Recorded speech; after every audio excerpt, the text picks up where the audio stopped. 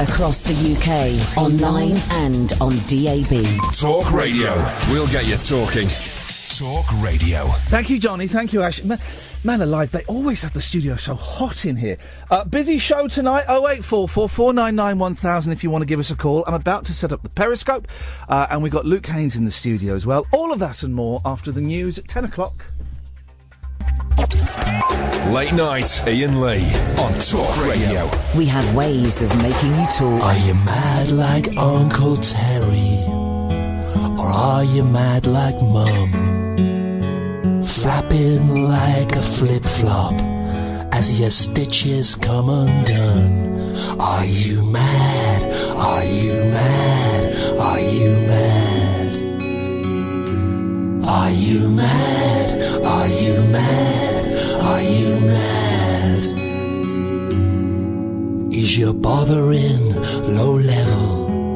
And at best, you're just a pest. Do you fish in drains for old birds' hair to feather your mad nest? Are you mad? Are you mad? Are you mad? Are you mad? Are you mad? Are you mad? And I wonder who's winning the darts. Is it Eric or Bobby George?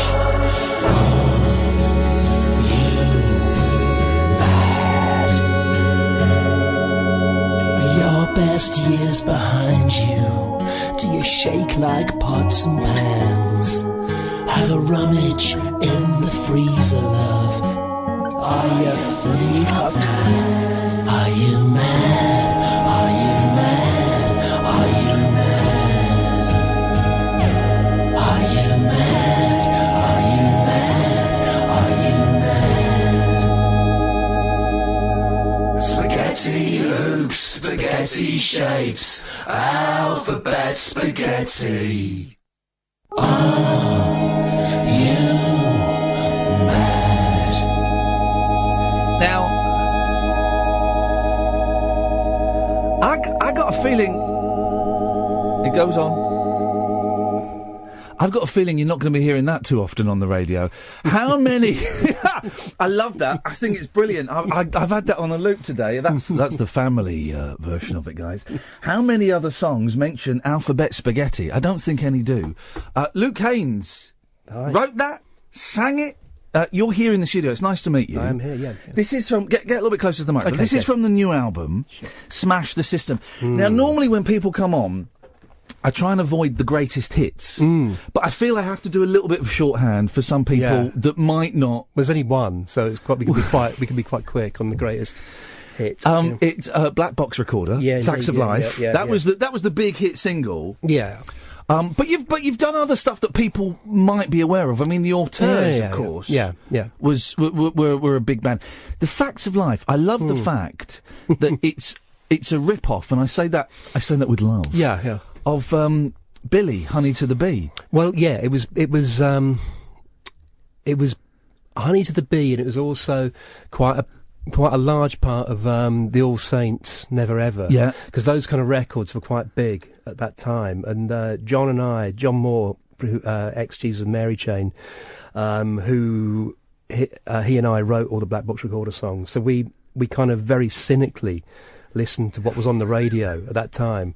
I mean, to give the full story was that we made an album called England Made Me, which was the first album, and our singer Sarah Nixie, we took her out of, I suppose, the workplace, and introduced her into rock and roll. And she's the perfect pop star. Oh, of course, yeah. She's great. Stunning she's fantastic. woman, amazing voice, just a perfect. Yeah. Great. I mean, great, and still a great friend of mine. Super smart, and also a great songwriter in her own right. So we kind of stole her, I suppose, from reality, and put her into unreality. And because she was a bit younger than us, like about 10 or so years younger, when the first album came out, and it wasn't kind of like a palpable pop smash, it was a kind of critical whatever hit and all that kind of thing.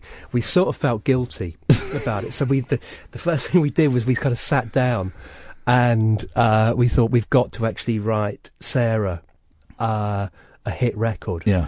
It was kind of an act of chivalry. Very generous of you. Very generous. And John ended up getting married to her, so obviously worked quite well. But that's another story. So we were listening to the radio, and basically the things that were on were kind of all round about that period were the All Saints and Billy. We kind of plumbed more for Billy. Yeah. I think when the record came out, the NME really unhelpfully immediately alerted All Saints publishers. Oh, really? Yeah, with really Weasley. And yeah, did it get messy in the classic rock and roll way? No, it didn't. No, because we were smart enough that we weren't close enough. Right. Anyway. Okay. It was more kind of the sound. Yeah. Than the actual tune. I mean, the single we actually got Billy's producer in to do it anyway, to produce it. Clever. So, but now you can get done just for there was a song that got done recently. I can't remember who it was, but they got done for having the vibe of Marvin Gaye. It was Marvin Gaye and can't remember. Exactly. Yeah. But it was the vibe of Marvin Gaye. It wasn't even you've nicked the chords. It was just the vibe. Yeah. But I think it's normally it's kind of 7 notes.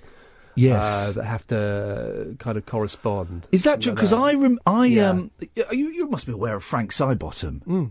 I was a big Frank Sidebottom fan, and he told me that was the thing. It was if you have 7 notes taken from a piece, that was copyright theft. But if you had 6, you could get away with it. And so he wrote this song that was the Star Wars theme, but was just the first 6 notes, and then it went off completely different, and he got around it that way. I was in a group with a friend of mine, Eddie Argos from Art Brut, and we did one BBC session. It was called the English Travelling Wilburys, and one of our members was actually Frank Sidebottom.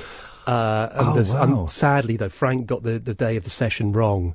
But the plan was to record the end by the Doors with Frank Sidebottom. Oh wow! Which is I think that's a real shame. Yeah, that never happened. That would have been amazing. 11 minutes. Frank and Chris did quite often. I remember doing an interview with him on another radio station, and he turned up just as we were finishing the show because he said, "Oh, my coach was late." Yeah, but then he stayed in character as Frank for an hour afterwards, and was a joy. Now, listen, I first became aware of you because you've written 2 brilliant books. I like reading about rock and roll. I like reading biographies and autobiographies, and I like reading rock and roll books. And you've written 2 brilliant books. And I said in the lift when we came up, but I'm terrified of you. It turns out you're delightful in real life. Of course. You're charming, of course, and you're a very down-to-earth gentleman. But in those books, it's no holds barred. They're vicious. Okay. Yeah, they are. I mean, okay. Well, there's kind of a lot to say about those books. I wrote it from the point of view that I think that rock and roll is entirely righteous. Yeah. Okay, and you should treat it like a religion, and you should be utterly militant about it. So I was writing from the point of view of that. If you suck at rock and roll, get out of here. You've got no business being in rock and roll if you suck at it. All right, that's where it's coming from. And in defence as well. In the introduction, what's the first one called? Bad Vibes. Bad Vibes. Bad Vibes. Yeah. In the introduction, you do say, "I am writing this from the voice of the 20-something man absolutely. that I was, the arrogant swagger." Oh, yeah. They are brilliant books. They are hilarious books, and it's really interesting to see, it treated in that way. The auteurs, they were going to be massive, weren't they? Or were they not? Were they not? Do you look back at it differently? I never really thought we were. I mean, I was from the world of.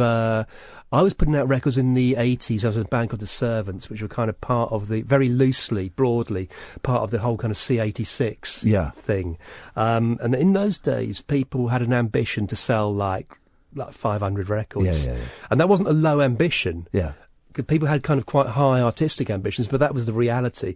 Guitar bands weren't signed to major labels. So when I made my first album as The Auteurs, which was the first kind of songs I wrote, because I wasn't the songwriter of my first band, I just thought that, a record would come out. And I was amazed when suddenly Virgin Records, sort of by the 3rd gig, we kind of had a bidding war going on. And it was just like, what? It was, I was going to say surreal. I hate that. I didn't say surreal. Wind back. But it was just, it was unreal rather than surreal. Yes. And there was this kind of bidding war between sort of like 3 or 4 major labels, and my aim was really just to put a single out. I had a song called Showgirl, which I thought was pretty good, and I thought that could be quite a good single. At the time I was 25, and I was sort of thinking I was getting a bit old for rock and roll, you know. Which obviously at this point is kind of ludicrous. Look at us, about 2 old men, harking back to the old days. Oh yeah. But it's you were kind of the auteurs. You were kind of around at the time of. Well, I'm going to say Cooler Shaker. I've got a friend who tours with Cooler. He's the Cooler Shaker drum tech, and they're still going. I'm sure they're lovely fellas. But it was weird. There was there were a lot of bands. There was Cooler Shaker. Who else was there? Oasis, of course. Ocean Colour Scene. Would they've been around? They were around. That time. There was actually, thinking back, there were some terrible bands. That were they were pretty ropey. Tipped as the next big thing. Yeah. Was it fun? Was it enjoyable? We were a bit earlier than that. We were kind of like 1992. Right, okay. And then the first album came out early 93. Yeah. Round about the time when you're kind of just on the brink of something is really good fun. Yeah. When you're over the brink, it's less fun. Or when you're in the brink, whatever that is, it's less fun. I think the fun bit is always when there's sort of an anticipation of something. And I think that's the same in anything, whether it's being in a band or being on the telly or in a relationship or any of those. That what might be is the fun thing. The thing that gets me about that book is record labels kept chucking money at you, didn't they? Oh yeah, of course. It was the 90s. There was a lot of it floating around, wasn't there? There's a hell of a lot of money. There's a hell of a lot of money and a hell of a lot of drugs. There was a lot of everything. Yeah. I mean, my record label, Heart, who were part of Virgin, I think at one point one of the bands they had on the label was The Verve, and amazingly I remained on the label for 10 years, basically because the A&R guy was a big fan of mine, and we sort of, between us, we kind of hid me from the accountants, and as long as The Verve had hits, it didn't really matter, and as long as Smashing Pumpkins had hits, it was okay. But there was a point, I think, after The Verve had that album, the one with Bittersweet Symphony on, when the record label started investing in Formula One. It's like it was like sort of like cocaine, cocaine and sort of like 6-figure amounts weren't big enough. Let's go Formula One. But was he called Dave, the bloke who liked David Boyd? Yeah, a lovely man. There's a brilliant bit. It might be in the second book where he calls you in and he says, "We've got to let you go." Yeah. And by the end of the meeting, though, you've persuaded him to give you something like 40 grand. 70, yeah. 70 grand to do one last hurrah. Yeah. Well, it was between us. It wasn't entirely me. Okay. But we had this meeting, and there was a bit of, this is absolutely true, there was a waste paper basket. Yeah. And there was a bit of paper in it, because this was like 2002 or something, so paper was we still had paper. Yes. Basically. And there was a bit of paper, and I could see the word, it was crumpled up, but I could see the words, auteurs re-termination of contract, screwed up in the bin. And I was looking at this, and we're having this meeting, and we sort of, between the two of us, we managed to talk each other round into this idea that we can. He was unhappy anyway. I mean, I can say all this now because he's out of the music industry, and he would say all this anyway. I'm sure. He was unhappy because he was being screwed over by the new kind of overlords of Virgin, because there'd been a big takeover. So he wanted to get one over. So we concocted this scheme where basically we'd kind of re-record a bit of back catalogue, right? And he'd give me kind of 70 grand. It was almost like a golden handshake. Fantastic! It's great. Yeah. And that could never happen now because there's no money in records, is there? No, not at all. And people aren't. And he was he was just kind of a particularly kind of cavalier guy, and he protected he protected his artists. Yeah. And it was sort of more, he was one of those, he was kind of old school or new school, I guess, I don't know, whatever. But his whole thing was he was on the side of the artist, so he was making sure that he was like, he knew he was kicking me off the label, but he was making sure I got a wad of money. See, that's wonderful. Yeah, it's great, yeah. Wonderful. Listen, we're going to take a break. 0844 499 1000. This is Talk Radio. Across the UK, online and on DAB. Late night, Iain Lee on Talk Radio. We have ways of making you talk. People round here don't like to talk about it. Presumed dead. Unsolved child murder since they dragged the lake. You know they sealed our fate. Cordoned off some woodland, gave a photo to a psychic. Presumed dead. Unsolved child murder. If I die before my parents die. If I die before my parents die. Or hate mail through the door. Didn't know that Sundays could be useful after all. People can be cruel and spineless. Hung around your house, waiting for your mother. Rachel says she's married to a doctor, presumed dead. Unsolved child murder.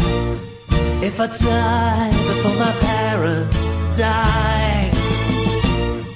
If I die before my parents die. Better move on with the good stuff. Better move on right away. Start this town and people's pity. Let's get on with the nitty gritty. Listen, Dad. Unsolved child murder. I believe in ESP. When you're dealing with a common thief, headline shriek. He's been missing 2 weeks, Rachel says.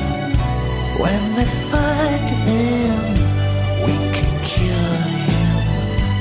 We can make him better, raise him from the dead. Unsolved child murder, raise him from the dead. Now, raise him from the dead. you'll be pleased to know that the way, Luke Haines, that my iTunes is configured, Unsolved Child Murder, it follows on from my Archie's Greatest Hits. Yeah, well, it would do, yeah. It's a nice kind of different world. It's all kind of bubblegum. You've never... I know, so you never look... You make I get the impression that you make things difficult for yourself.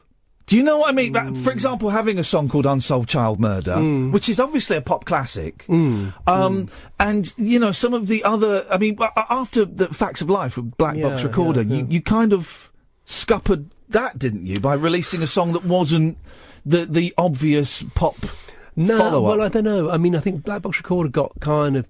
The album afterwards kind of got scuppered in a slightly boring legal thing. Right, okay, it's one of them. Yeah, it didn't come out for like a year, until a year after it was recorded or something like that. And it's sort of, we kind of lost momentum, and the band was sort of a bit divisive by that point, and no one really wanted to continue that much. What's that like when you're kind of in the machine?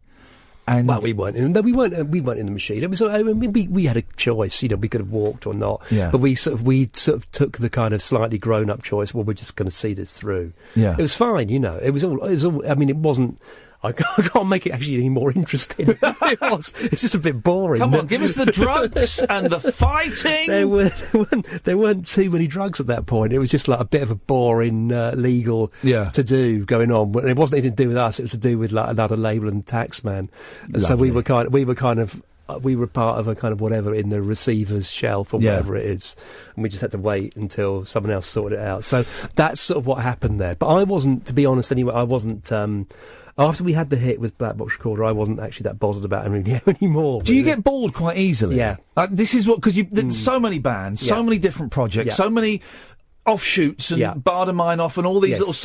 I get the impression that you, once something's cooking, you go, right, I've had enough of that, onto something else. I'm sort of kind of told by the record label that by various people that I release too many records, which is true, because it kind of means that you run out of people who are able to write about you. Yeah. If you release an album once every sort of 9 months or something like that, then it's kind of like, oh, Christ, he's got another album out. We've just written about him. What else can we write about this? But why would you not... guy. Why would people not want to release... You look back to the Beach Boys, releasing 4 albums a year. Yeah, and 3 or 4 individual singles. You know, I always thought if I was ever in a band or had talent at doing that, I'd just be whacking them out. Well, that's what as it were. Yeah, that's what I do. Spend my days whacking them out, and songs as well. It writes itself. Yeah, it does indeed. The new album is Smash the System. It's the video for the single. Do we even call it a single these days? I don't know what we call it. No, it's actually, but it's not actually a single. Is it not? It's not. It's not. It's not. If it's not on like 2 sides of a 7-inch vinyl, it's not a single. So it's not. The video for one of the songs that I've seen is beautiful. The Morris Men. I'm guessing it's in Camden, isn't it? No, it was in. It was the story behind that is it was the Blackheath Morris Men. Okay. And I was very keen to get them because they were. And I've written. You and I both write for Record Collector magazine. Yes. In the next column, I've written a little bit, funnily enough, about Morris Men, which has no kind of bearing on me promoting a record at all like that or anything like that. But the Blackheath Morris Men were part of who I used in the video were an old Morris troupe called the Blackheath Foot and Death Men, and they were actually a psychedelic Morris troupe. And they'd go round free festivals. Basically, they'd be taking acid and then kind of, going round the free festivals with like sticks, doing like proper rough, violent Morris. But dressed in the traditional costume. Yeah, proper. So not psychedelic. They were kind of heads. Yes. All right. Yeah. So they would go, and there's a festival called Fun City. I don't know. Well, Fun City was according to one person who participated in it, was not much fun. Okay. It was fun, PHUN, and it was outside Worthing on a wet Wednesday, I think in 1969. Glamorous. No one got paid, and it was basically hippies up trees on bad acid. You put into the mix the Blackheath Foot and Death Men on acid. Wow. So imagine, you've got some like Morris dancer and you're on a bad trip coming up to you. That was the Blackheath. So that's why I got the Blackheath. The 60s weren't as glamorous as we're led to believe in the rock and roll years. No, I think there's the whole thing about, Altamont in the end of the 60s or the Manson murders. I reckon it was like Fun City. with the Blackheath Morris Men. Hippies up trees on acid. I think I have their second album somewhere. I'm sure. But so the Morris Men I use were the kind of the scion, the heirs to the Blackheath Foot and Death Men. I think there was like a couple of the older guys sort of like were part of the kind of crossover. Yeah. Okay. It's very mythical, the Foot and Death Men. I mean, no one's quite sure about it. Even some of the Blackheath guys were kind of, well, we've heard of this. Wow. The video's terrifying. Yeah. I mean, it's bleak. And it's weird because bits of it look joyous, but then it's you with a gas mask on. Is that you? Yeah, it was me. Yeah. That was the kind of the idea of the Morris Men had a fool. Right. Who'd wear, whatever, like a fox's head or something like that. So we took a modern kind of idea and just like a gas mask. And the fool would normally like be hitting people with like a pig's bladder. Yeah, of course, something like that, but this was, and so it was shot around the East End, around Bow. Oh, okay. I assumed it was Camden for some reason. No. The gas mask is one of the most...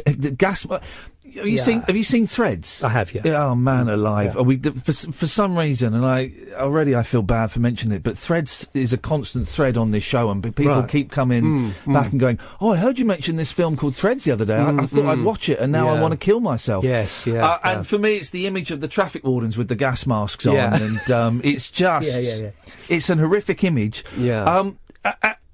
Drawn to the song, of course, because it mentions the Monkees. I'm obsessed with the Monkees. I kind of get the vibe that you are. As well. But I am, yeah. Why? I think it's to do with many years ago. I mean, I used to kind of be a big fan of the Beatles, but then I had enough of the Beatles. And I don't really consider. I mean, culturally and all of that, blah blah blah. Yeah, of course the Beatles are important. You'd have to be an idiot to deny that. But I kind of go with the idea that the Monkees are sort of, they're the kind of thinking man's Beatles for me. Luke's coming on every week, guys. Yeah. This is at last, someone agreeing with me. But they had, they didn't just have like Lennon and McCartney. They had the equal songwriters, but the best of them. Yeah. Goffin and King, Neil Diamond, and then they rose to the occasion, and the shows in this and that weird thing. I mean, I kind of love the fact that they came when they did the album, the recent album, Good Times. Yeah.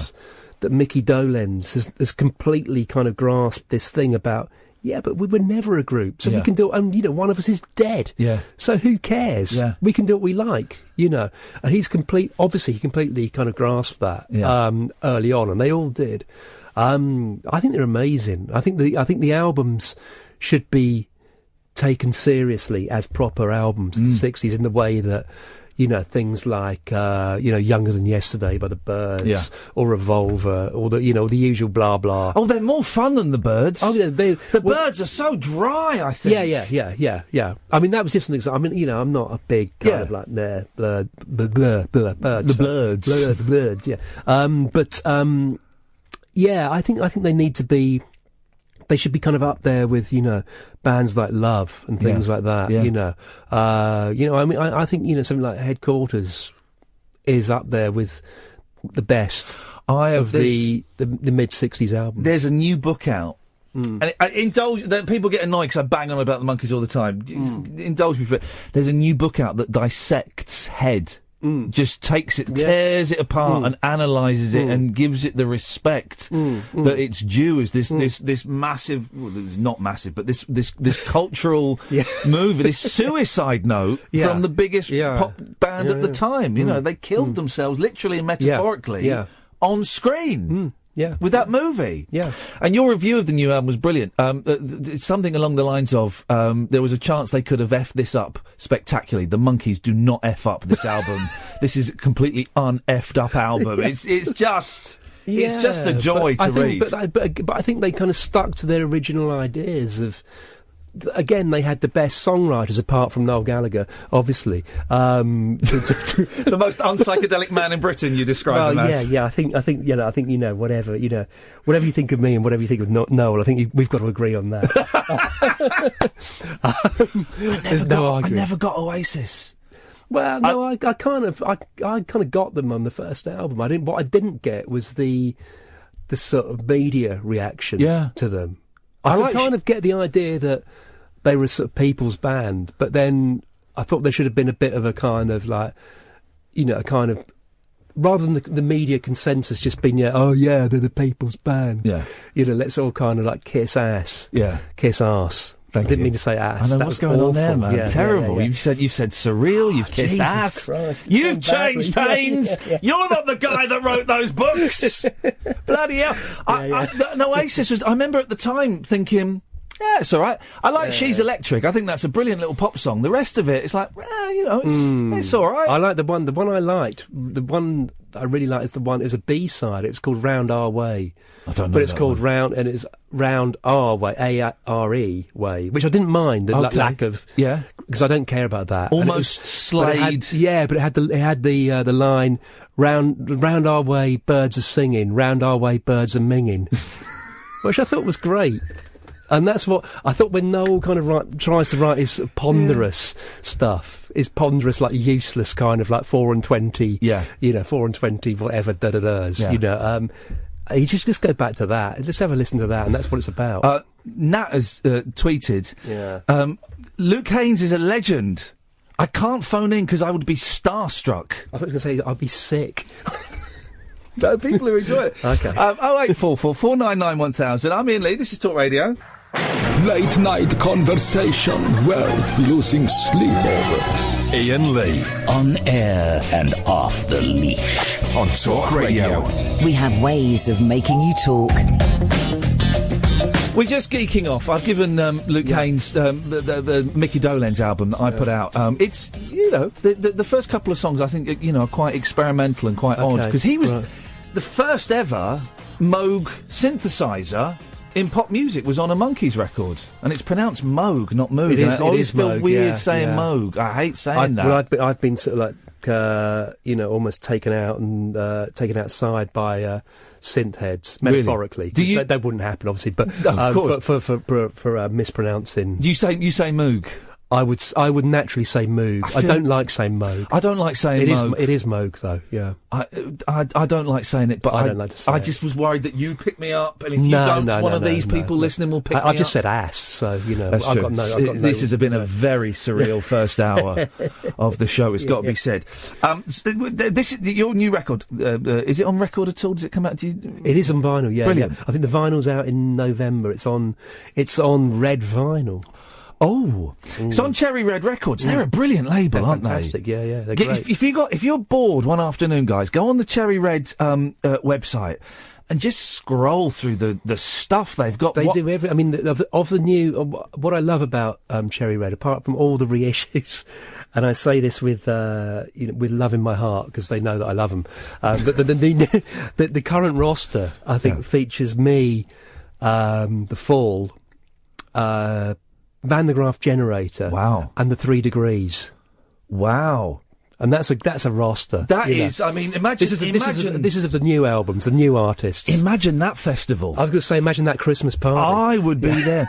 Hey, you might be the only person I saw Patti Boulay the other day. Right. Do you remember Patti Boulay? Yeah, of course. Yeah, I don't remember what she did, but I remember her singing on, and I remember I was in Windsor and I saw a very glamorous black lady. Yeah. And I heard her say something in an American accent, and I jokingly said to myself, "Oh, that's Patti Boulay." Right. And then I saw the number plate of her car, and it was like boo. Yeah, that's it was good. Genuinely. Well, that's proper rock and roll. That is, that is classy. Yeah. That is classy. Yeah, absolutely. So the new album is out now. It's out on Friday. It's out on Friday. Records are now released on Friday, which is surely it's Monday. No, they're now released on Friday. Yeah, it's the world's gone there.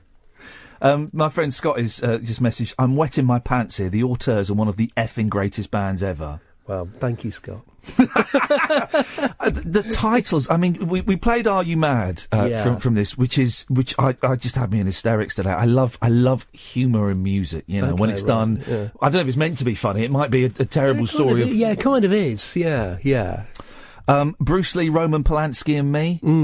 Where's that coming from? Okay, that's kind of quite dark. It is quite dark. Yeah. It's about... okay, so when Sharon Tate was murdered by the Manson family, Polanski was in Europe, but Polanski was convinced that Bruce Lee was actually the killer. You are joking? No, I'm not. Is that true? This is absolutely true. Yeah, I never heard that. And he was. He basically went back to LA and became a private detective.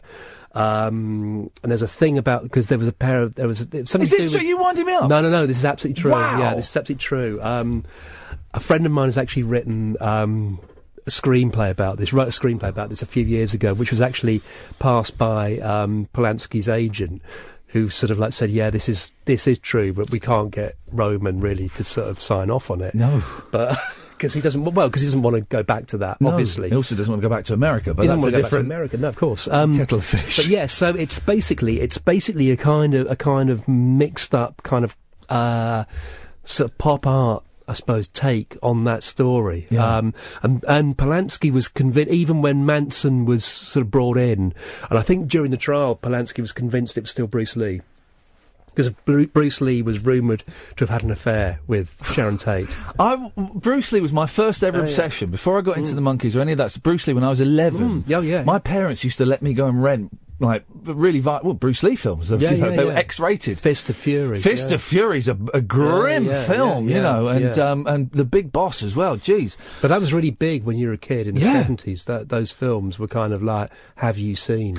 I made money when I was... Have you seen Enter the Dragon? Yeah, the uncut Enter the Dragon with the chucks. I made money at primary school because I would photocopy these Bruce Lee magazines and sell the pictures for a penny a piece. Yeah. And I'd never heard that about Bruce Lee being linked to that. Yeah. Isn't that incredible? It's really strange, yeah. The whole Sharon Tate thing, obviously, it's grim. But the fascination I have with Charles Manson is, of course, the Beach Boys connection. Dennis Wilson. Not many people know that the Beach Boys recorded a Charles Manson song, which is a brilliant... Never Learn Not to Love. Yeah. I mean, it's... Or Cease to Exist. Cease to Exist, yeah. And Manson got annoyed because Wilson changed some of the lyrics. And and that house belonged to Terry Melcher, who was Doris Day's son and friends of Dennis, and there was some confusion. I think that I have the... for many... Well, I had it when I was a teenager, and it's not something I revisit that often, but I had the Lie album, the Manson Lie album. Oh yeah, which I mean, it's kind of like corny, but I think some of the songs are pretty good on it. I mean, it's not something I'm not a big one for the whole kind of like, oh, Charlie, you know, the great Charlie and all that. I think he's like a twat. He was. Well, and that's putting it mildly. I don't think it's libelous to say that Charles Manson was a twat. But there was... I mean, if you listen to the demo of Cease to Exist or Never Learn Not to Love... It's not brilliant. No, but it needed... But I think he did some recording with Neil Young and stuff, because he was being... Dennis was taking him around and touting him around, saying, you've got to record the Wizard, as he was called. Neil Young wrote that song, Revolution Blues... Yeah, Revolution Blues. I don't know that one. It's on the beach. Okay. About Manson. Yeah. It's weird, and of course, and Dennis. I think that's part of where Dennis Wilson's problems came from, was the fact that he was terrified by the whole of the whole association with the Wizard, and you know, it's incredible story. Again, if we're giving you all this homework to do, dear listener, go off and research.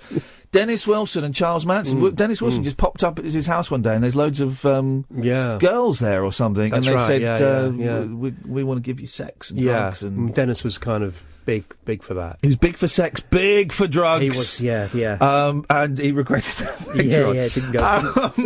0844. Oh, here we go. Wow, Wow, Polanski thought Bruce Lee murdered Sharon Tate. Steve McQueen was also going to be a target too, says Andrew. Yes, it was grim times. I think we could have opened up the floodgates of conspiracy here. Who do you think Charles Manson would have gone for next, guys? Text in your answers. 7 pence a minute, etc. 0844 499 1000. Late night Iain Lee. Unfiltered night talk with the original king of unconventional conversation on Talk Radio.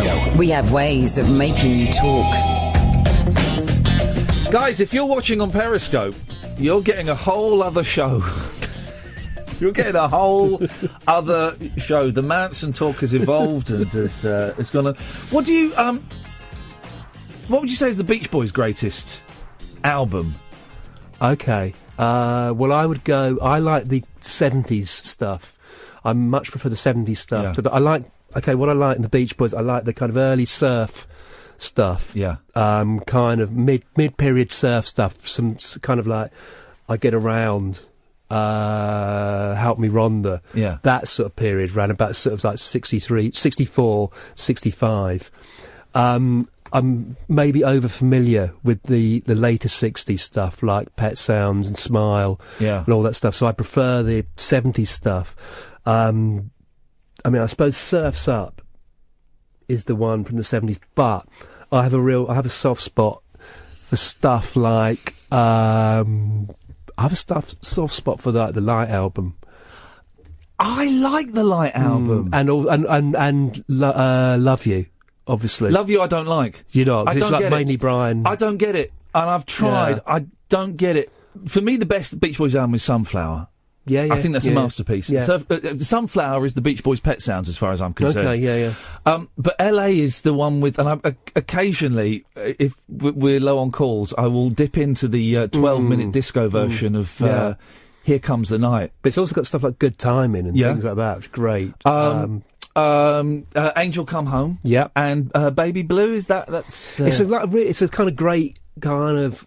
Obviously LA, but it's a great LA late 70s album. It feels like it's like the kind of cocaine is sort of settling. You know the story when because that was their first album for whatever it was, Warner Brothers. I don't know what it was the first one for a new label, and they'd been signed, even though they hadn't had a hit for years. Yeah, they got signed for like $10 million. Right. And they recorded the album, and the band and the head of the label sat down for a listening thing, and they played it. When it finished, the head of the label looked up and went, "Gentlemen, I think I've just been effed." Which is such a great story, I think, because it isn't... I think the Beach Boys are at the best when they're not chasing the hit, when they're doing kind of what their muse told them to do. I've got a soft spot for 80s Beach Boys as well, and I know that's a dirty word, but... Yeah, would that be like the MIU? Not that one. That's terrible. That's unlistenable. But no, it's got that song Diane. Really? It's also a great song. It's also got Hey Little Tomboy on there. Yeah. And you've heard the bootleg version where it's them talking over the top of it. I haven't quite gone down there. It's them in the instrumental. They're going, "Okay, now, right, that's it. You put on those hot pants. You shave those legs, yeah." And it really is. There was always a sort of a U-tree element to the Beach Boys. We have to say that. There really is. What are you doing? So you got this album is out. It's coming out soon. Smash the System, and it is a joy. It is what we would expect from a Luke Haines record. It is funny. It is dark. It is hard work in some places. I hope you take that in the way it's intended. It's not. Yeah, okay. It isn't. Some of the songs you've got to listen to them a couple of times for it to kind of click. There is also, hints of pop classics in there, Smash the System, and what was the other one that got me? Oh, Bomber Jacket. I mean, that's a fantastic song. Oh, thank you. Is it just about a bomber jacket? It's really simple. Yeah. You've got a gig on Saturday. Yeah. Tickets left for that? Any tickets? No. Is that gone? Gone. Okay. Yeah. What else is coming? What do you do? I kind of mainly make albums. I've got another album coming out. Right. In November. Yeah. And I can't say what it is. Wow. Yet. But it will be available to all, and it's not going to be anything pricey. It's going to be no more than that, a £5. Oh. And it's an actual album. It's not like a kind of download or anything like that. It's a CD. Gosh, look at you being all mysterious and playing the system. So I'm kind of, it's something I'm quite excited about. If you hadn't have been able to play the system as cleverly as you did, and there was a little bit of playing in the 90s with all the deals and things, what I make up from what I've read from the books and what I've read about you and the interviews I've read, what else would you have done? What was in an alternative dimension? What is Luke Haines doing? Well, this is an odd one, because I always sort of wanted to do. I was very sort of headstrong in what I wanted to do. And I always wanted to do things like write songs and, like play instruments and then paint and whatnot, and then write words and all this sort of stuff. So which is basically all I've done. And it's just stuff to kind of... It's just stuff to kind of almost to amuse me between, now and death, more than anything. Yeah. Rather than, it's not actually that serious, It is, but it isn't. Do you ever look back and look at envy at Liam Gallagher and Crispy and Mills? No. Who became huge stars. Do you ever... No. You don't... Not at all. No, think, no. if I'd played things a little bit differently, if I'd have played the game a bit better? No, of course not. Good. Well, that good. I'm glad you say that, because I would hate you to be full of remorse and bitterness. All, no. And do you do many live shows these days? Not really. No. Do you enjoy them? Yeah, I enjoy them because I don't do that many. That's the trick. Yeah. I was watching loads of videos on YouTube over the last week, knowing you were coming on. And, you know, in those early 90s, the black box recorder performance on Top of the Pops, you play the sexy guitar pop star. You played that role perfectly with the pouts to the camera. That was good, yeah. You could tell you were enjoying yourself. There's one really good look to the camera. But there's several you just look at it and you go, it's the perfect looking pop group. Yeah, you know, there was one. I tell you, there was one particular look at that thing, and the other two, when we saw it back, they just looked at me and said, "You see you next Tuesday." But Black Box Recorder never officially ended, did it? Is it? No, it has. It's definitely ended. Oh yeah, because on the internet, it's all well. You don't know. No, it's definitely they're ended. done. Yeah, all right. Yeah, we're done. Look, it's honestly, man, it's such a thrill to meet you. Well, thank you very much. No, thank you for coming in. And the album is Smash the System. It's on Cherry Red Records, who are just a delightful record label anyway. LukeHaines.com, I'm guessing. .co.uk. You didn't get the .com. No, there's someone in the States has got it. Yeah, I think so. Damn. Yeah. The show's sold out on Saturday, so tough luck if you want to go to that. Well, there'll probably be another one towards the end of the year or something. Okay, all right. Hey, listen, man, it's so nice to meet you. And you. I'm going to end. Let's end on Smash the System, shall we? Why not? If I click this should. Hang on a minute. It was all going so smoothly. Hey, man, it's gone surreal. There.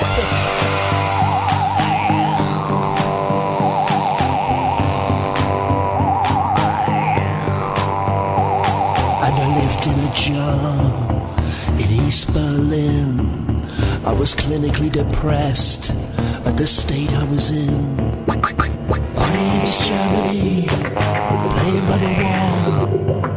Buddy, over the wall. Oh, Ulrike Meinhof's brain is missing.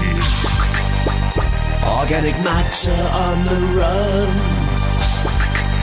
There's a hullabaloo in the Stasi HQ. Jürgen, call the surgeon. Ulrike Meinhof's brain has gone.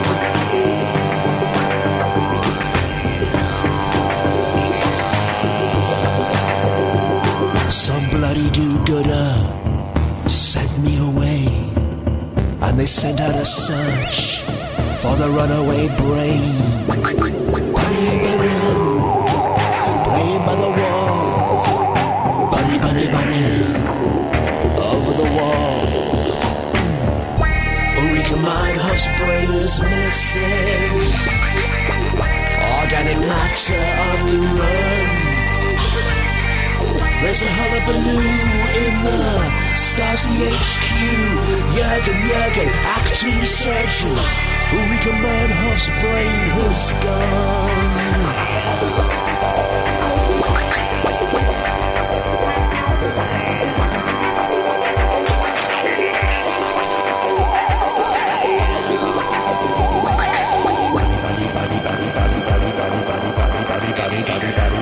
Have they found me a head to live inside? I had to be careful because that was not the song I thought I was going to play. And some of Luke's songs can be a little bit sweary Mary. I think we're all right with that one. I thoroughly enjoyed that. And we've got loads of people watching on Periscope as well, and loads of people enjoying it on Twitter. Some people who didn't enjoy it on Twitter, and that's fine as well. Luke Haines, if you want to follow him on Twitter, he's Luke Haines, Haines _news. And he's just, honestly, the two books, Post Everything and Bad Vibes, you can get them on Amazon for pennies now. They are absolutely hilarious. Just hilarious. And isn't it funny? I was quite nervous about him coming in because he's quite, in the books, he's very angry. And just the most charming, polite person ever. I really hope you enjoyed that. You know, we'll put that out as a podcast as well, so you can have a little listen to that if you missed it. And as I know some of you did. Right! Onwards and upwards, dear listener. I am here to serve you. I am serving you up a show. So, now's a good time to give us a call. 0844 499 1000 is the telephone number. 0844 499 1000 is the telephone number. You can give us a call about anything. We've had a nice little geeky musical chat. You can call in and geek off on music. You can call in and talk about Charles Manson. What else do you want to talk about? I mean, this is the thing. And I was trying to explain this to Luke, who has listened to the show before. He knows the show. His favourite call was when Katia called in to talk about Kansas, the rock group. He said that I was in hysterics listening to that. And I was trying to explain to Luke my philosophy for the show. And it's a tough one. So if we've got new listeners who tuned in because you wanted to hear Luke, I hope you stick around. It's not like any other late night phone-in show, in as much as I am not going to sit here and tell you what to talk about. You know, I'm going to sit here and tell you how my day went and tell you what I've been up to, and maybe we'll look at some bits and pieces in the newspapers. But really, it's down to you what you want to talk about. It's down to you what you want to call in about. Anything goes. And it's as simple as that. It's a drop-in centre for the lost and the lonely and the somewhat bewildered. I am here to serve you, my audience. Keep saying that. It's my new catchphrase now. So, if you want to play, very, very simple. 0844 499 1000 is the telephone number. We call you back. You'll speak to either Catherine or Ed. They'll take your name, they'll take your number, and then they'll call you back. And that's it. That's the audition process. It's not any more complicated than that. And I haven't looked at the paper, so I don't know what's been going on in the world. Any other millionaires been robbed at gunpoint recently? I don't think so. The only thing I know that's going on in the world is the Conservative Party conference, which is boring. And they've deliberately made it double boring so that there are no bad headlines. It's true. Theresa May said, I don't want anyone to put out any stories that are exciting. Anyway, 0844 499 1000. I'm Iain Lee. This is Talk Radio. Across the UK, online and on DAB. Talk Radio. We have ways of making you talk. Talk Radio. Katia, you've got 15 seconds to tease the listener with what we'll be talking about after the news. Go! Cucumbers. Where? Cucumbers. Cucumbers. Cucumbers, but with an emphasis on the second syllable. Mm-hmm. Excellent. Cucumbers. Okay. Late night, Iain Lee on Talk Radio. We have ways of making you talk.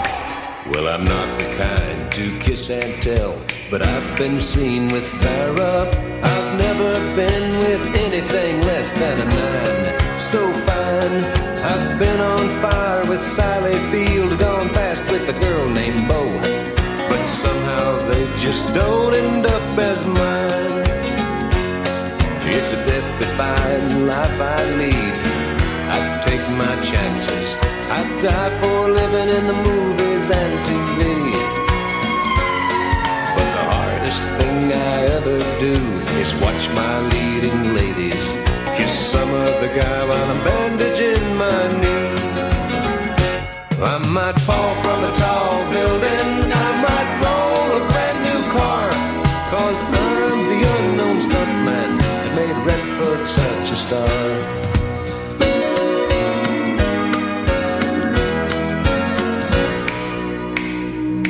I've never spent much time in school, but I taught ladies plenty. It's true, I hire my body out for pay. Hey, hey, I've gotten burned over Cheryl Teague's, blown up for Raquel Welch. But when I wind up in the hay, it's only hay. Hey, hey, I might jump an open drawbridge or Tarzan from a vine, 'cause I'm the unknown stuntman that makes Eastwood look so fine.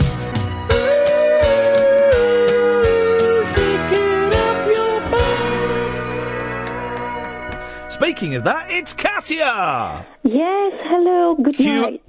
Hello, good night. Where are you going? I meant good evening, sorry. Thank you. We say good night at the... Isn't it funny? We say good night at the end of the conversation. We say good evening at the start of the conversation. Good evening, good evening. Well, we don't go there because he was an idiot. Cucumbers. Yes. Cucumbers. You got... It's like my friend who says Star Wars. No, he goes, hang on, Star Wars. Star Wars? Should we go and watch I would say, let's watch Star Wars. He would say, let's watch Star Wars. Yeah, let's watch Star Wars. Star Wars. Star Wars? How do you say cucumber? Well, I put the "b" at the end. I would say cucumber. Cucumber. Cucumber. So, da. Cucumber. And you go, da. Cucumber. You go, da. Cucumber. Okay. Let it enter my mind first. And let the cucumber enter your mind, Katia. Cucumber. So you've got access to listenership. I have got access to listenership, correct. And callership as well. Can you say, how would you say cucumber in French? Concombre. Concombre? Concombre? Concombre? Oui. Concombre. Catherine has typed on my screen, it's one of the hardest words for a Brit to pronounce. I think I'm saying it perfectly. Concombre? Concombre? Is that right? No. Concombre. Concombre? Concombre? Why are you rolling the R's? Because I'm French. I'm being a Frenchman. No. I'm also touching myself. Concombre? You don't roll the R's in French. The ladies do. They love to roll their R's. It's guttural. Concombre. Cucumber? Cucumber? Anyway. You want to buy cucumber for a donkey? Huh? Okay. Now you're being racist, Katia. And let me just say, the Iain Lee Show on Talk Radio, it may be a racist station, but it's certainly, we buck the trend on this show. We are the only non-racist show on Talk Radio. We don't. Home to friends, yes, I might be a white, middle-class, middle-aged man, but we are friends to nearly all colours and ethnicities. There are some, of course, for obvious reasons, we can't include under that umbrella. Yeah. But but most ethnicities, a significant portion of colours, and even a few of the sexual deviancies are welcome here. Of course, we have to have exceptions.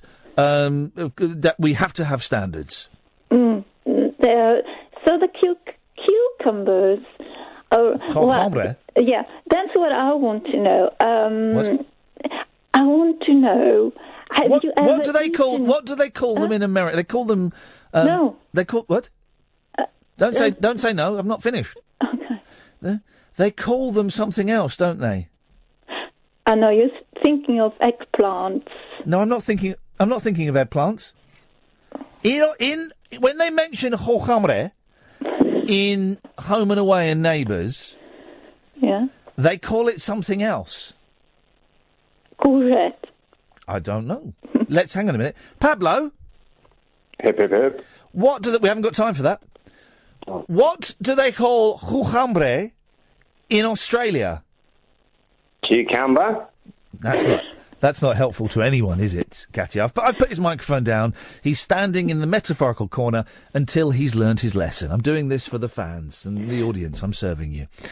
Katia, yeah, let's go to Katia in Grantham, Lincolnshire. Good evening, Katia. Good evening. Good evening. Good evening. What did you like to say? I wanted to know how many of your listeners, and callers as well, because the listeners haven't really got a voice, have they? They've got a voice on forums, but those are really silly, so we don't listen to them. What is she talking about? But the callers, how many cucumber sandwiches have they had in their lives? Well, none, because no one just has a cucumber sandwich. A cucumber sandwich? No one has a cucumber sandwich. See, that's the thing, because I hear about those sandwiches, and no one I know. I'm just pretending to smoke, Katia. Ignore me. Had them. You're smoking a cucumber. No, you have cheese and cucumber. Oh, okay. So what? Or as you would say, fromage et cucumber sandwich. Sandwichi. See, so that was my question. Who's had a cucumber sandwich? Well, you don't have a cucumber sandwich. Oh, so why do I read so much about them? You don't. What are you reading? I don't know. But where did I read that? Where did you read that? That's a good question. Yeah, it's almost as if you haven't read it anywhere. I tell you, I really have. Like the Eton Mess. Who's had an Eton Mess? Oh, I love Eton Mess. Yeah, I'd like to have one. Do you know what Eton Mess is? Yes, it's strawberries and cream. And meringue all mashed up. Well, that's it. You should have one. It's delicious. Better than your Belgian puddings. No. Your puddings are crepe. I did a joke! Crepe. Is it? Oh, no. Crepe, No, hang on a minute. Pablo? No, we haven't got time for that, mate. Pablo, the Belgian puddings are crepe, aren't they? There you go. Now he's being a sycophant. He's going to go and stand in the corner and think about that, because that was unnecessary. 08444991000, by the way. Do you see what I'm doing? I'm doing a clever joke, Katia. It's a pun. Yeah? And you should listen to Yo-Yo Ma, yeah. Yeah? Yo-Yo Ma, because you want to get into classical music. That's what you said last time. Yanni? I should listen to Yanni? No, Yo-Yo Ma. Yanni? Yo-Yo Ma, he's a cellist. Yanni? No, Yo-Yo Ma, not Yanni. Jojambre? Jojambre is a cellist. No. Why do I bother? I don't know. This is do you know what, Katia? At last, after 12 years, you're asking the question that I've been asking about you to myself. 12 years it's taken you, Katia. Why do you bother? Hang on a second. Pablo? Hip. Thank you. Could you ask Katia why she bothers? Katia? What? He wants to know why you bother. Have you ever eaten a cucumber sandwich, Pablo? No, I'm from up north. We're not allowed them. You what? Exactly. Thank you very much indeed. Pablo's gone back to stand in the corner. We'll fetch him when he is required. Well, thanks for calling, Katia. Thank you. No, Bye. thank you. Bye. No? Yeah. Yep. Bye. Okay. There we go. Pablo! Stop! Hip. What you got for us, boss? Just to keep things cheery, with the conversation of Charles Manson. Yes, yeah. But did you know that he thought Bruce Lee was a suspect? Well, I think he's a man known for his delusions in one way or the other. Yeah, but Roman Polanski's an interesting one, isn't he? Because he had sex with a child. He gave drugs to a child and had sex with her. Apparently, out of remorse, he was in a sad place, and that's why he did it. He did it. He raped a child out of remorse. That's what he says. Wowzers! Wasn't it? I think it was at Jack Nicholson's house. I'm not sure. I think it was in the back of a car. Oh, I thought it was Jack Nicholson's house. And Roman Polanski gave a 13-year-old girl drugs and forced himself upon her in well, you can find the details online, and yet we still watch Roman Polanski movies. It's a tricky one. He's well, it's not. Living... Is it tricky? I mean, he lives in Europe now, doesn't he? So that in a country where they won't extradite him, and he did it, and I think he admits that he did it. Oh, he does, yeah. I think it's I suppose it takes it back. I just watched the old Louis Theroux documentary you did the other night, and obviously with your upcoming documentary on the glitter fans, it kind of sheds it seems to be, you know, and also like with Michael Jackson, he seems to be held in a different regard, even though a lot of things have come out after his death about what's been found in his Neverland, Dungeons, etc. Yes. But it seems to be if you've got a level of credibility, if what you do is seen as artistic or better than just general. Well, yeah, Gary Glitter is a joke. Jimmy Page is a rock god. Jimmy Savile was a joke. Roman Polanski makes artistic and commercial movies. It goes on and on. Rolf Harris is a joke. Michael Jackson is redefined dance music. It goes on and on and on. I still don't know quite where we are with Woody Allen. It's all very, very odd. I don't know where I am with anybody these days. It seems the conversation with those special people. It seems to be the conversation always quickly turns to, we've got to separate the person from their art. Yeah. And yet nobody ever says that about, like, Gary Glitter or what's his name? Simon King. He had a song out. No, not Simon King. Jonathan King. Jonathan King, sorry. The Glitter fans do. The Glitter fans go, well, I can tell the difference. I separate Paul Gadd, the paedophile, if indeed he was a paedophile, is their argument, from Gary Glitter, the rock star. And then I say, yeah, but they're the same person. And they managed to somehow, the Glitter fans that I've spoken to for this documentary, or at least some of them, somehow managed to separate Glitter from Gadd.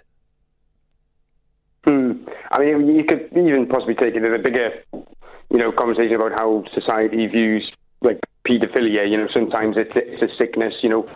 Somebody like Michael Jackson, a lot of times say, he was abused by his dad, and he always felt like a child, so he identified with children, and it only seems to be that those kind of debates. Oh, and also, and this is not in any way. I'm going to say this because there will be people that won't hear what I'm going to say. Right? I'm not in any way condoning paedophilia. It's sick. In periods in history, and in different cultures, sex with children actually wasn't frowned upon. In Spain until about 5 years ago, the age of consent was 13. You go back in some groups of people or tribes of people, when the boy turns 13, he's taken off to the woods and men have sex with him. It's an induction into being a man, so it's a weird thing, but I just wonder it's really interesting, isn't it? The people that are considered a joke in the entertainment business, Rolf Harris, Jimmy Savile and Gary Glitter, compared to people that are considered serious artists, Jimmy Page, Roman Polanski, Woody Allen, Michael Jackson, how their crimes, or at least the accusations in some of those instances, how they are taken more seriously in some instances and brushed off and defended in other instances. Oh no, certainly, and I think it's the cyclical nature of things. How it's often the evil monster and the innocent victims, and then not always, but statistically, sometimes those innocent victims will become those evil monsters in the future. Yeah. And then it's basically the same story over and over again until people are with this sickness really are treated for it in a way, rather than kind of like throw away, lock it up and throw away the key. Because otherwise, we're just going to be keeping doing this forever. Yeah. Well, I think I think it's easier to break the cycle now than perhaps it has been, in as much as that we talk about it more, whereas in the 70s and 80s we didn't talk about it. In the 70s and 80s it wasn't. Watching one, I can't remember which film it was, but one of these horrendous documentaries I've watched recently about children being abducted in America in the 80s, and they had to, they did a special news bulletin explaining what paedophilia, or pedophilia as I think they say, what it meant, because in sort of 1984, 85 America, people didn't know what that word was, and they didn't. Grown-ups want to have sex with children? What? Really? They couldn't understand it. Yeah, at the same time, it was kind of seen as like freedom of the press. It was kind of seen as fringe. There was a lot of that was some of the stuff that was brought up in the papers. How they were trying to blame the extreme left for some publishing that they did in the 80s, which was. Well, then I was reading about that, the paedophile information exchange, PI. I wasn't really aware of it. I knew it popped up in a few stories. I was reading about that over the weekend. That's my fun weekends, guys, is Googling the paedophile internet information exchange, and it was like a semi-legitimate magazine, a fanzine for paedophiles, and some quite high-profile MPs backed it because it was freedom of expression. That's it. It kind of got bulked in with a lot of other, kind of anarchist materials and other stuff, and that I don't know they necessarily knew what it was, but it was definitely one of those things that kind of fell in with that, and they're having to justify now. Well, Pablo, that was a really interesting chat on paedophilia. Yeah, it's not exactly what I was calling in about. But, well, it doesn't matter. We filled a few minutes. Thank you, Pablo. It's good to get your brain thinking, huh? 0844 499 1000. This is Talk Radio. Across the UK, online and on DAB. Late night, Iain Lee on Talk Radio. We have ways of making you talk. 0844 499 1000 is the telephone number if you want to give us a call. Chris! Hip, hip, hip. Hip, hip, hip, Chris. Long-time listener, first-time caller. Well, Chris, well done. That's if I had a bell here, I would be ting-a-linging it now, and £5 would find its way into your current account. What have you got for us, Chris? First of all, I want to say I'm very much Team Kath. Sorry? I am very much in favour of Mrs. Boyle being on the radio more. OK, well, she's not on now, and because of that, she won't be on for the rest of the hour. OK. Apologies. Just because we have to keep her in her place. Okay. And if she starts to think that there is a fan club out there, then it would go to her head, and we don't like encouragement here at Talk Radio. That's frowned upon. Okay. But apologies. Apology accepted. Apology considered. The reason I called is I just finished watching Wiener. What? The documentary Wiener. Oh, Wiener, yeah. What did you think? I thought he's a dreadful man that I would very much vote for. It just my head was messed with. For those who don't know, Wiener is a brilliant documentary that's online now, and it's about this American senator, a politician, who is very passionate. He's on the left of politics.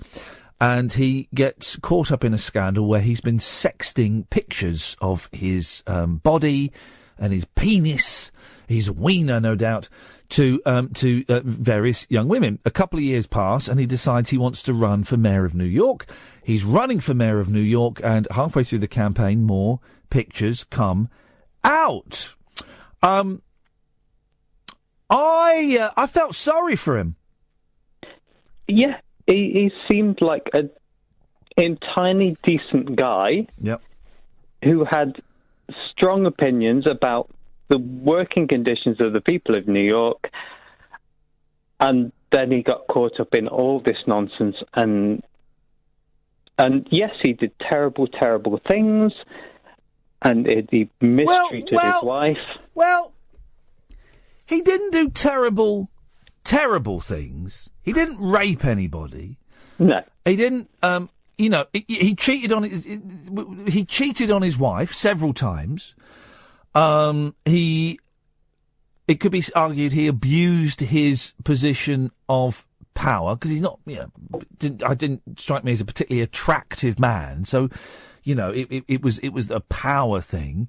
Yeah. And he's portraying an image of a happily married father, so he in some ways he's kind of slightly misleading the electorate, but everybody was consenting in what happened, and he didn't rape anybody.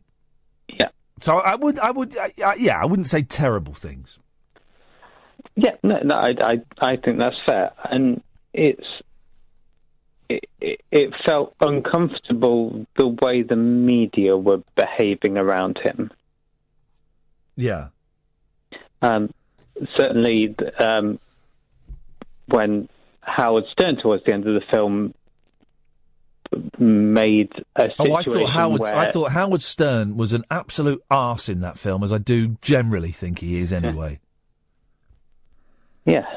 what he was doing, getting one of the women that to rock up. I just thought that was mean-spirited and was I don't like Howard Stern. I think he's an atrocious radio presenter. Yeah.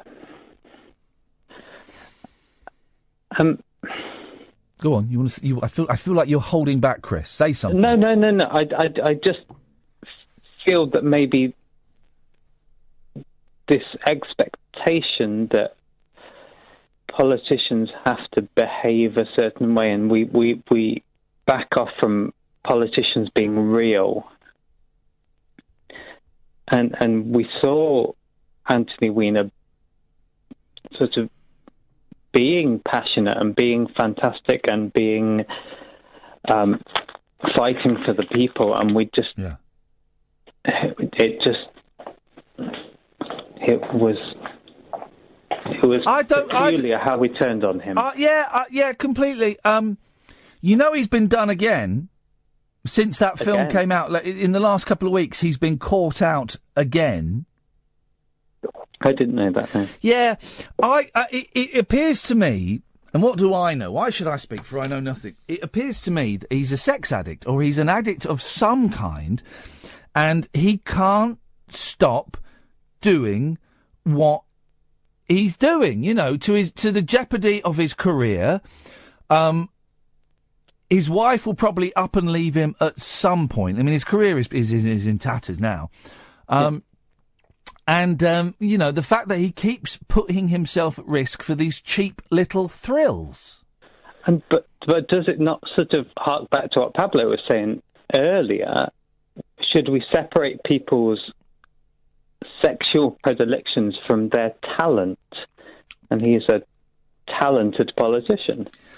The argument would be, and I don't know if I buy this argument, but the argument would be that he is portraying himself as a happy family man who is trustworthy and honest.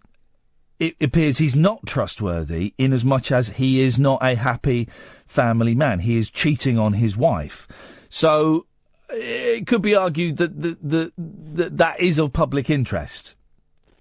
But I don't care what people do in the bedroom. I don't care what people get up to, as long as everyone's consenting. The wife obviously wasn't, but as long as everyone is consenting and, everyone leaves happy, and I don't have a problem at all. Yeah.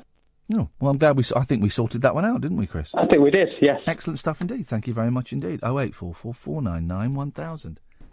Late night conversation worth losing sleep over. Iain Lee. On air and off the leash. On Talk Radio. We have ways of making you talk. I've come over all queer, dear listener. I don't know why. I feel a little bit peculiar. Very hot. And I'm going to say it, nauseous. Keep listening, guys. This could be the one when the big guy collapses. Huh? Could be. Or at least chucks up in a bucket. I've done that before on the radio when I was at another place. I had a terrible migraine and I threw up in a bucket. I feel terrible, Kath, all of a sudden. Very... No, I don't want any pills because I will chuck them up. It's partly coming into a bloody hot studio, but I feel awful. Anyway, yes, Jonathan. Hello. Hello, Jonathan. I just rang in to make a point that I don't trust the media because the media has time and again over recent years lied about all the major issues. I'm assuming you're going to give me some examples now. Yeah, how the media has lied about Trump, lied about Brexit voters, covered up Hillary Clinton's crimes, covered up the crimes of her associates. How did they lie? OK, let's pick one of those. How have they lied about Trump? Saying that he's a misogynist and a sexist and a Nazi. Jonathan. He's a misogynist and a sexist. He was just slagging off a Miss Universe or a Miss World because he didn't like what she said. He was slagging her off because she was a bad person, not because she was a woman. Well, no, there's videos of her in the I think it's in the 90s. I watched a really interesting thing about her in the 90s or the early 2000s, where because he owns Miss World or Miss Universe, whatever it is. Let's say it's Miss Universe. I don't know, and she won it, and then she put on £20, and he called her fat. and he made her go and lose weight, and he invited a press team to film her exercising and shamed her. He shamed her. Well, that's misogyny. That's misogyny. If she put on £20, then that isn't misogyny. That's fact. Yeah, but no. But to call her, no, Jonathan, to shame her in public and to organise a fitness regime in front of the press, that is shameful. That is misogyny, mate. No, it isn't. Yes, it's Jonathan, you, mate, listen, sometimes you come on, you put on a half-decent argument, and I can be bothered with it. I can't be bothered with it tonight, mate. You're talking rubbish. You're talking absolute rubbish. Well, Thanks for calling. Let's go to Alan. Good evening, Alan. Good evening, Ian. Hip, hip, hip. Hip to the power of three. What? Hip to the power of three. Thank you very much indeed. It's hip to be cute. What kind of cake? Exactly. No cake tonight, please. No cake, please. We're British. Anyway, our friend Boris is in Birmingham. Who? Boris Johnson's in Birmingham. So what? They all are. It's a party conference. Yeah, I know. It must be an exciting moment for the residents of Birmingham. Well, apparently they've closed all of Wall Street off. Right.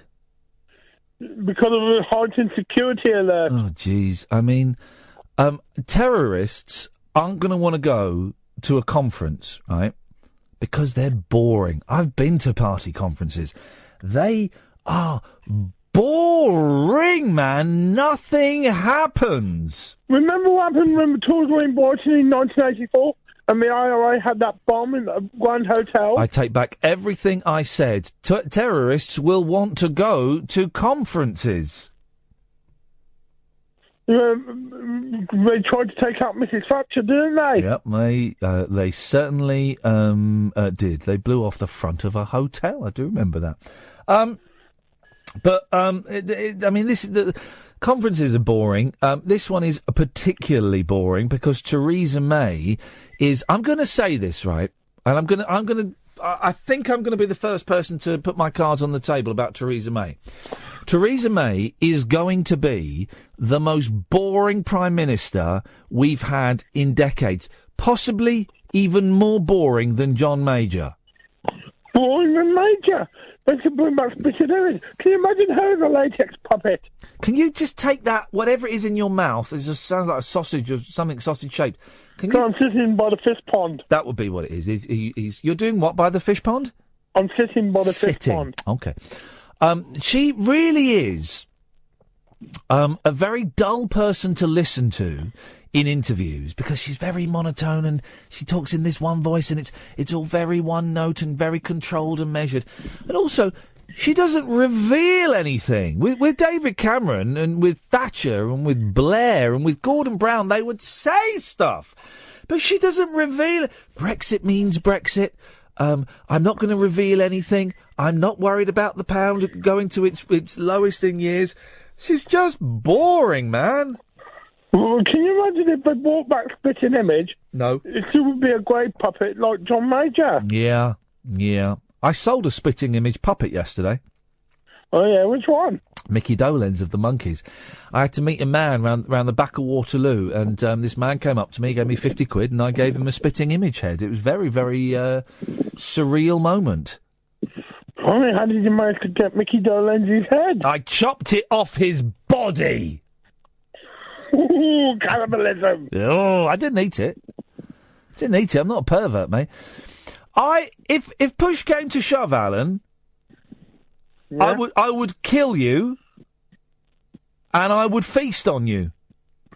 What would you have first? Your buttocks. I thought the stomach, because there's plenty of fat on the stomach. I don't want the fat, I want the meat. I want the flesh, and I bet you got very fleshy buttocks. What part of me would you put in your mouth first? It would say the leg. You go for the leg, would you? So if we ever got stuck in a lift, say, or on a mountaintop, now we've had this conversation, yeah, we would both be eyeing each other up, knowing that the other one would want to kill us and eat us. unless Kath's stuck with us and she could have us both. She certainly could, and then we could kill her and eat her. Oh, you mean... Kath could eat both of us? Yeah, well, again... Just give me a second. Yeah, that could work. Childish and offensive, and I can tell Kath is typing a furious retort on the screen. She says, yes, she'd be up for that. Lovely. Okay, Alan, I'm assuming we've reached the end of that call. Till tomorrow night. You say that. Well, not tomorrow night until we've had a sleep. Thanks, mate. Take care. Ta-ta. 0844 499 1000. Late Night Iain Lee.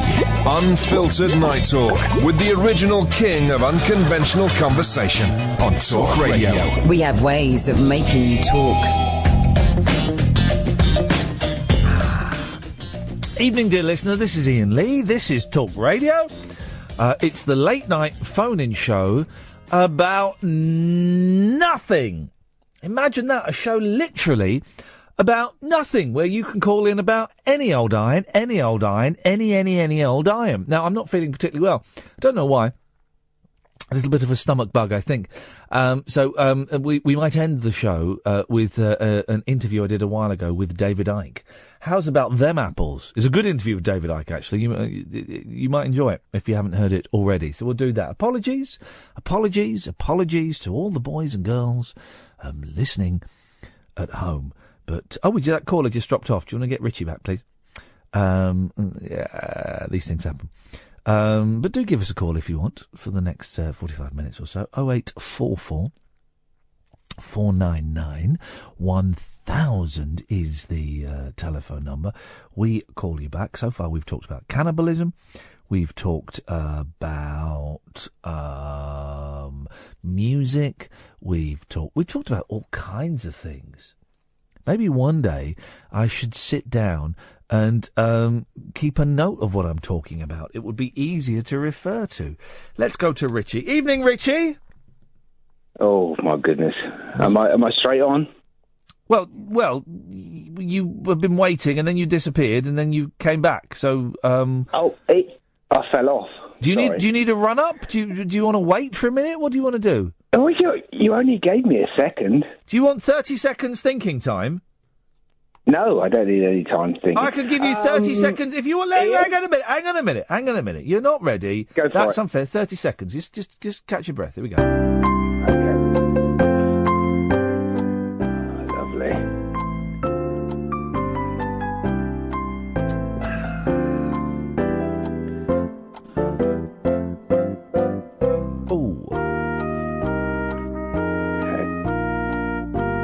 Okay, we're 15 in. We're 15 in now. 20. 25. Hello? Do you want another 30 seconds? That's it. We're 30 seconds. Well, do you want another 30 seconds? You still sound incredibly underprepared. No, I'm absolutely fine. I'm going to give you another 30 seconds. Hang on. Let's go for it. Oh!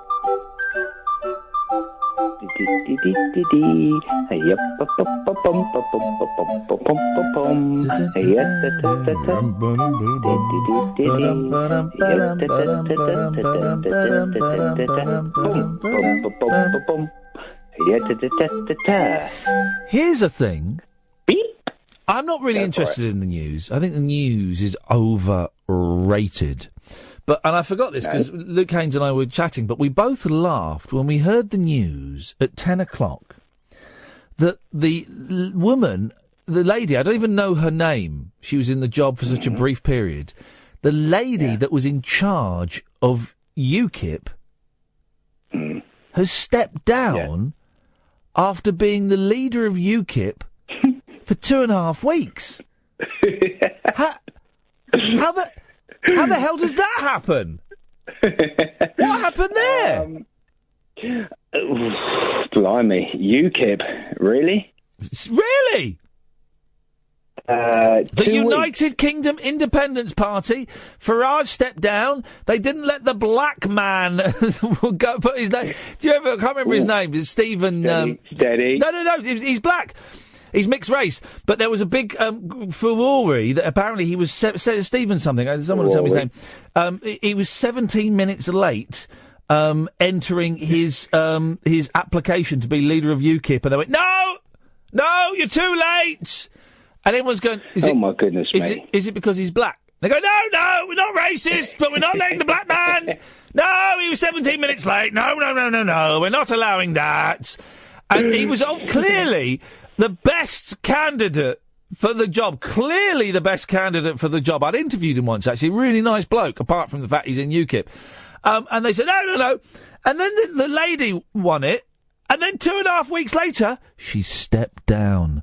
Let your conspiracy theories start now. Right. So UKIP, yes, were supposed to be the thing that we're all wanting, wasn't it? We all wanted. We weren't all wanting UKIP to. Hang on. Well, no. No. Not me, not you. Well, but all of us apart from us. The country wanted England to be English. Well, isn't it? Isn't it Is just that right? the UK Otherwise English Party? We wanted to be united as an English people. Is that right? Otherwise, we wouldn't have voted for it, Ian, would we? Why did you call in, Richie? Well, because I wanted to talk to you a little bit about UKIP. Okay. And I've got a couple of other things I want to talk to you about. But UKIP were struggling, weren't they? They were struggling. And then what happened? Everybody, or 50% of the country, voted to be independent of Europe, didn't they? Yes. That doesn't mean to say that 50%... It was more than 50%. 52%, I think. Something wasn't like it? 48, 52? Something like that, yeah. So it was literally a 50-50 split, wasn't it? Well, no, it was literally... 52. It was literally not a 50-50 split. It was very much half of the country, wasn't it? No. Because okay. There's 60 million people in the country. Well, or thereabouts. Thereabouts. Yeah. 30 million people, or thereabouts, voted for one thing. No, they didn't. Okay. Well, because you're including children in that. You're absolutely right. Thank you. I've got it wrong there, haven't I? Yes. No, Ian, very good. 50%. What on earth? Should we say? Oh, well, no, but it wasn't. You keep going back to the 50%. It wasn't 50%. What would you think it was? Well, how many children are in the country? I don't know, 10. Is it 10? 10, is it? But we must, as a voting people, how many of the youngsters voted? Do you think a lot of the youngsters voted? Under 18? Well, no. None. Okay, so no, they wouldn't have done. But they're like, let's say 18 to 24. Right. Did they know what they were voting for? Yeah, they were voting for Brexit or not. They were voting for Brexit. Yes. Do you need why need another 30 seconds? Why were the youngsters voting for Brexit? Well, I don't know what they... We're not supposed to be talking about Brexit. We're not supposed to be talking about Brexit. Right. I didn't want to talk about Brexit. Okay, what do you want to talk about? What I'd like to say is that as the show, as it stands, is growing, it's become much, much more inclusive towards more people so far. And it's excellent. The show is excellent. But can you hear me? Okay. But why are we talking about the politicians and the Brexits? When I asked you just a minute ago what you called in to talk about, you said, I've called in to talk about UKIP and Brexit. Well, yes. So that I don't want to talk about Brexit. Okay. But I'm just coming off of the last conversation that we were having on the phone. That we were having on the conversation. Okay. That was on that we were having, and I don't want to talk about that. Okay. But what I do want to say is that over the last couple of days, I have heard you pick up. You have been really starting to move forward. What?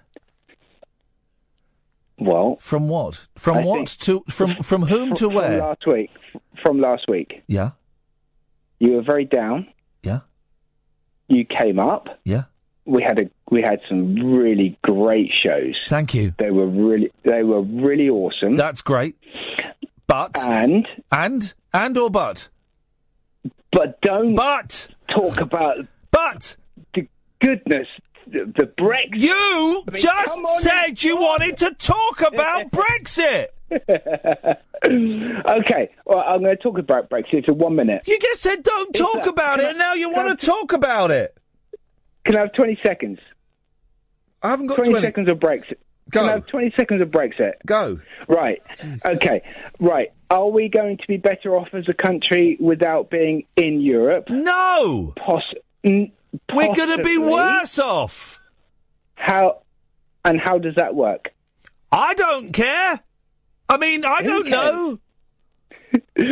Are we going to be better off being in Europe? Yes. Hunt's going to kick out all the foreign doctors. He says we're going to train up 1,500 doctors a year for the next 10 years. So that in 10 years' time we'll have enough doctors, we won't need any foreign ones, and they can all go home. I think we need those, don't we? Because they actually work hard, don't they? The foreigners work harder than the lazy British doctors. They do, because they want to work for it. Brexit. We've got people in this country who don't want to work for their money. We've got people that wouldn't want to. They're now saying, right, when we kick out all the European manual labourers, right, the British young people should go and pick fruit. I don't want to pick fruit. You ever been strawberry picking? It's fun for 5 minutes, right? Yeah, it's all right until you filled your tummy up full of strawberries. Well, they're bending down. Stand up, bend. They're all manky ones. Anyone found it? There's a good one here. Oh no, they're all manky. And you go, no, let's get the Europeans in. Oh, we can't. We're going to send them back home, and we're going to have our own British doctors. I don't want British doctors. I want foreign doctors. No, because they work hard. I think I've understood the situation. Right, so the people that in this country, youngsters, who were voting, were they not? Did they vote or not? Okay, I've cut him off because I've got literally no idea what was going on there. Julie. Hey, Ian. What kind of cake? Battenberg? Battenberg's a very heavy cake, isn't it? It is. It really is. It's a weighty cake. Weighty cake, but pretty. Yeah, it looks good, actually. How do they do that? Is it 4 different cakes? 4 quarters of... 2 cakes cut into half and then put on top of each other, but opposite. Okay. And then they cover it in was it covered in marzipan or something? Marzipan. Oh, I don't like marzipan. Nor do I. I'll pick it off. And I'll tell you why, because I remember being at my Nanny Peg's house when I was about 5. I went to the kitchen. There was this big rectangular yellow block. And my Aunt Diane said, do you want some of that? You'll like that. I went, yeah. And I had a massive bite of it. And it was marzipan. And ever since then, same reason I couldn't eat olives for ages. Because when I was about 16, I had my first olive. But I thought it was a grape. So my mouth was set for grape. And I got olive. Yes. Now I love olives. So... Good. Still don't like marzipan. That'll learn them. Certainly will. Anyway, Julie, what have you got for us? It's really kind of hearing people talk about judging people and giving them second chances, and on this hand he was bad, on this hand he was good. I've got a personal dilemma. Uh-oh. No, well, not personal, but it involves me. I'm in so two minds what to do. Yeah. I'm just so confused. Okay. Can I tell you about it? You certainly can, yeah. So this is a brief backstory. It's about my aunt, who's actually my mum's cousin. So I call her aunt, but she's related, but she's distant. She's always had an obsession with Native America. Yeah. Or Native Americans. And about 8 years ago, she left her elderly mum and 4 grown-up children to pursue love in America. Wow. And got married to a Native American who was currently serving a prison sentence. Wow, this is an exciting story. Okay. Yeah. There's loads more to it, but so that's that. Now, unfortunately, my cousin, her son, died 2 years ago of drug misuse. Of what? Sorry. Drug misuse. Okay, drug. Okay. And it was very unexpected. Nobody really saw it. Saw it coming. He wasn't like down and out or anything, but there we go. So she was in America, and she's been struggling financially because she's married to an ex-convict and he hasn't got any other skills. And she phoned me up to say that she'd put on a donation request on Facebook, and a lot of her, not tribes, but community had donated to pay for plane tickets for her and her husband to come across to the funeral. Okay. Because it was in an account, she asked me if I could put her flights on my credit card. Julie, stop there. There's there, dear listener, is the perfect point to leave that story. We'll come back to that because we're going to hit the break in about 30 seconds, and that there is the perfect cliffhanger to hang on to. What was the cliffhanger to whet our appetite for? It's not whet your appetite, is it? It's whet. What does whet mean? W-H-E-T. It's another question we might be asking after the news. We won't, because I'll forget all about it. Julie, stay there. We will come to you in a minute. If you want to join in, dear listener, you're more than welcome to. It's a strange show tonight, but then they often are. 0844 499 1000 is the telephone number. If you want to give us a call, 0844 499 1000. We'll get the rest of Julie's story after a little bit of this. Across the UK, online and on DAB. A radio star is born. You're going to love Talk Radio. Talk Radio. 0844 499 1000 is the telephone number. You can also watch the show, and aren't you guys having fun watching on Periscope? If you type into your internet periscope.tv/Iain Lee. It's coming up to midnight. This is Talk Radio. Late night, Iain Lee on Talk Radio. We have ways of making you talk.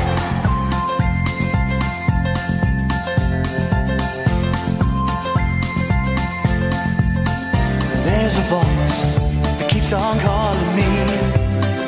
Down the road, it's where I'll always be. Every stop I make a new friend. Can't stay for long, just turn around and I'm gone again. Maybe tomorrow I'll wanna settle down. Until tomorrow I'll just keep moving on. Down this road that never seems to end. When new adventure lies just around the bend. So if you wanna join me for a while, just grab your hat, come travel light, that's old style. Maybe tomorrow I'll wanna settle down. Until tomorrow, the whole world is my home.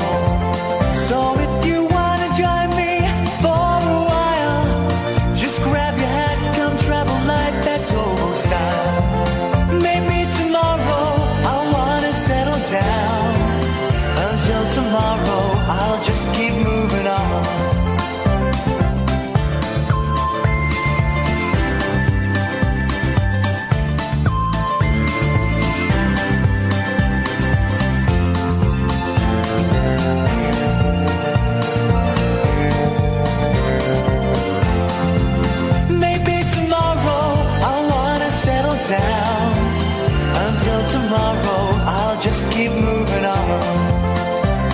there's a world that's waiting to unfold. A brand new tale no one has ever told. We've journeyed far, but you know it won't be long. We're almost there and we paid our fare with a hobo song. Maybe tomorrow I'll wanna settle down. Until tomorrow I'll just keep moving on. So if you wanna join me for a while, just grab your hat, come travel light, that's hobo style. Maybe tomorrow I'll find what I call home. Until tomorrow, you know I'm free to roll. So, before the break, we were listening to Julie's exciting story of a wayward aunt that left her family and went off to America to shack up with a Native American who was a crook. She was obsessed with Native American culture, was she? Yes. Good for her. Right from when she was kind of stuck. And do you know what, to a certain extent, I kind of supported her in her choice of, if she wants to follow a dream, she should go for it. People should follow their dreams.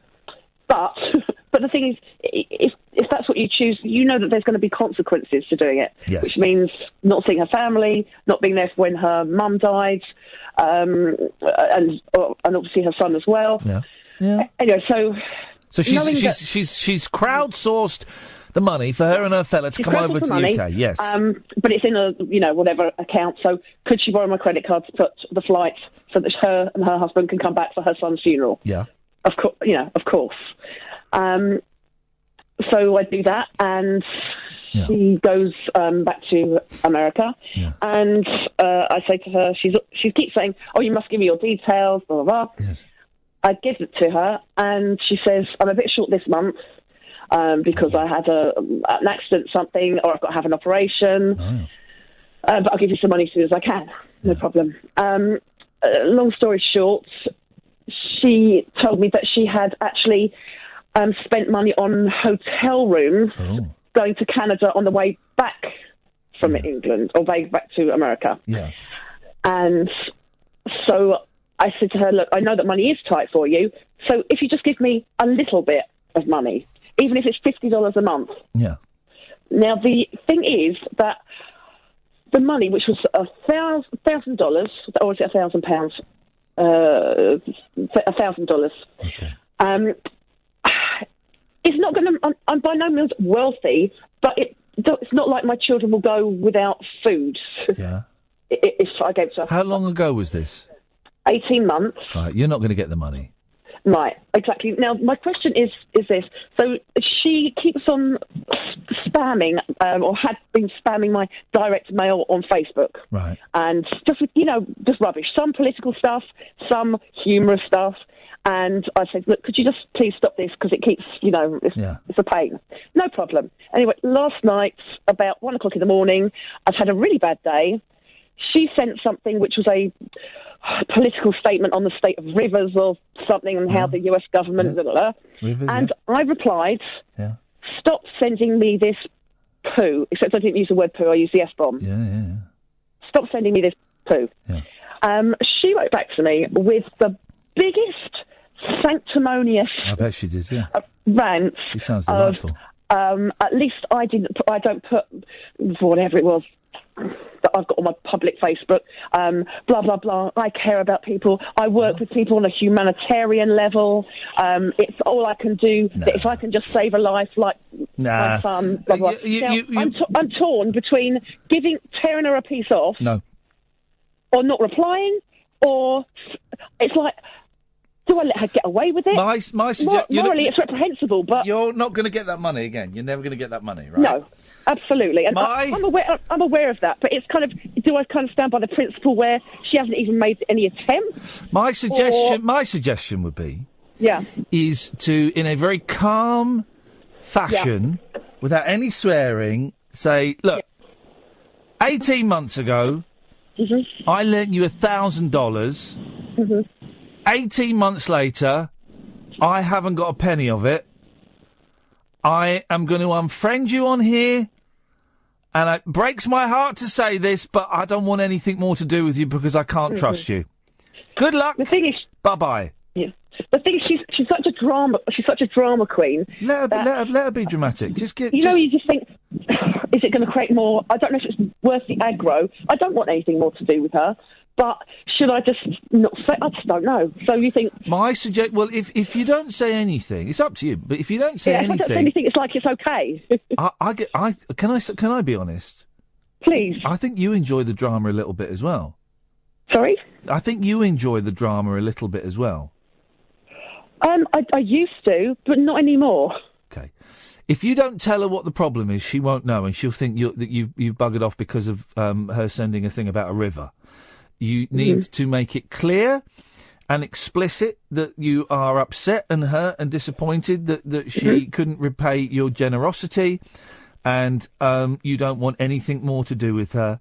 You have to write off that money because that's never going to happen. It's already written off, yeah. And when she sends abuse either directly to you or if you block her, she will send it via other people or she'll find your email. You have to ignore. I had a brilliant email, right? And I'll tread carefully.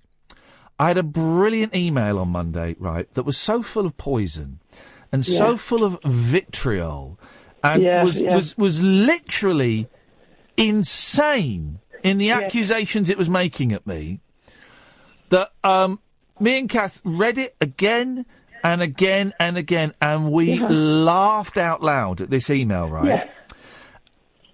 And it would have been so easy for me to have written back or to have come on the show and said this person's name. It would have been so easy to do something, right? And we both agreed the best thing was to walk away from it, because getting involved in a hissy fit with a complete idiot, it shortens everybody's life and no one wins. So we now keep that email, and when we're feeling down, we look at it and laugh and feel sorry for the poor soul that had to send that. And I suggest you just have to walk away and let go of the drama. But I think you quite enjoy the drama, Julie. In the past, I certainly have. Because she was, we live vicariously through others. And, what a story.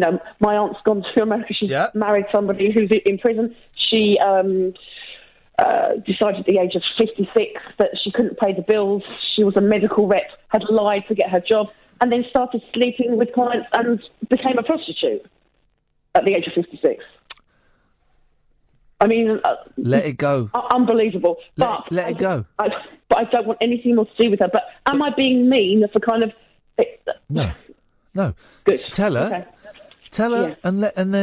and wish her luck and peace and love and happiness, and let her go and block her and never speak to her again. I mean, she will write to you, or she will send, and she will probably send something really angry to you that will get your hackles up, and you just pity her and delete it and just let it go. My ground, but stand my ground.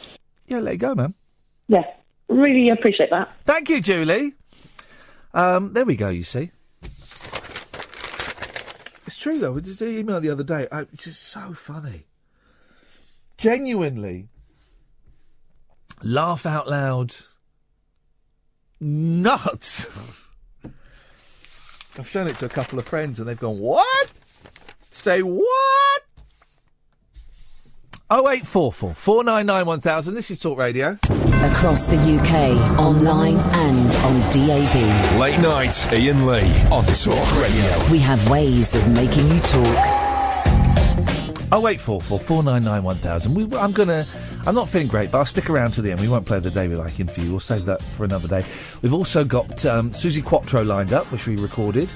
Got Melanie lined up. That was a tricky interview, Melanie. Yeah, she was... quiet. Yeah. It's quite quiet.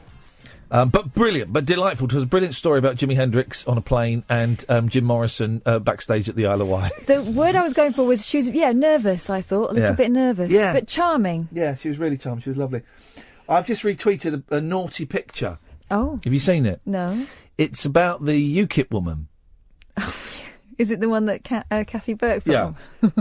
Diane James resigns after photo of her and Jimmy Savile found. And basically it's a picture of Ronnie Wood, who looks like Diane James. And Paul Weller looks like an old woman there. Oh, dear. What's going on there? Isn't that strange? It's really weird. Anyway, she didn't even last 18 days. She lasted. What's going on there? Hey, what's going on there? All the guessing games are. And then Farage said he might go back, and then he said he definitely won't. So we'll see what he thinks in the morning.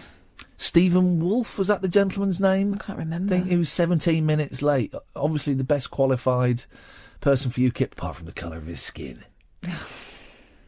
Not saying that UKIP's racist, but the best candidate. Nah, we're not going to let you in, mate. Sorry. Bit late. You were a bit late. Little bit late there, mate. Oh, look at this. Front page of the Daily Mirror. Horror of the black magic lion killers. Turn to page 17. We will turn straight to the old page 17. Slaughter of the lions for black magic. What are they taking? Well, lions. No, but which bits? Normally they only want bits. Lions are being poisoned and mutilated in a spate of black magic killings in South Africa. Details of the slaughter emerged as an international summit on endangered animals in the country refused to ban the trade in body parts of farm big cats. Well, how do we know that this is for black magic? I suspect that there are people out there hunting lions, and they've gone, we need to make this story sexier. Black magic. Let's read on and see how the reporter... I bet they're going for the cojones. Martin Bagot. Well, the cojones, that's an aphrodisiac. That's not black magic. That's science. That's proved, is it? Yeah, of course. Well, a lion's testicles, of course, are going to give you the horn. You see how horny they are? Well, the only time I've ever seen a lion's testicles... And I saw quite a lot of lion's testicles. Well, you've lived. When you go to the zoo, the lazy lion is always flat on his back with his legs akimbo. The lioness is running around, getting the meat and sorting the kids out and everything. Well, the lioness won't be getting the meat of these fellas, let me tell you that. 13 lions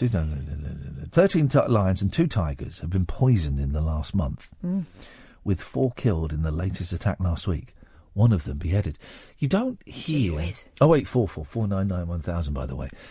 We call you back. You don't hear of cows being mutilated, possibly by aliens anymore, do you?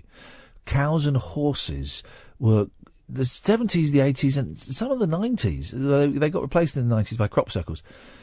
Constantly being mutilated. But it was like... some of it was cruel, but some of it was like laser...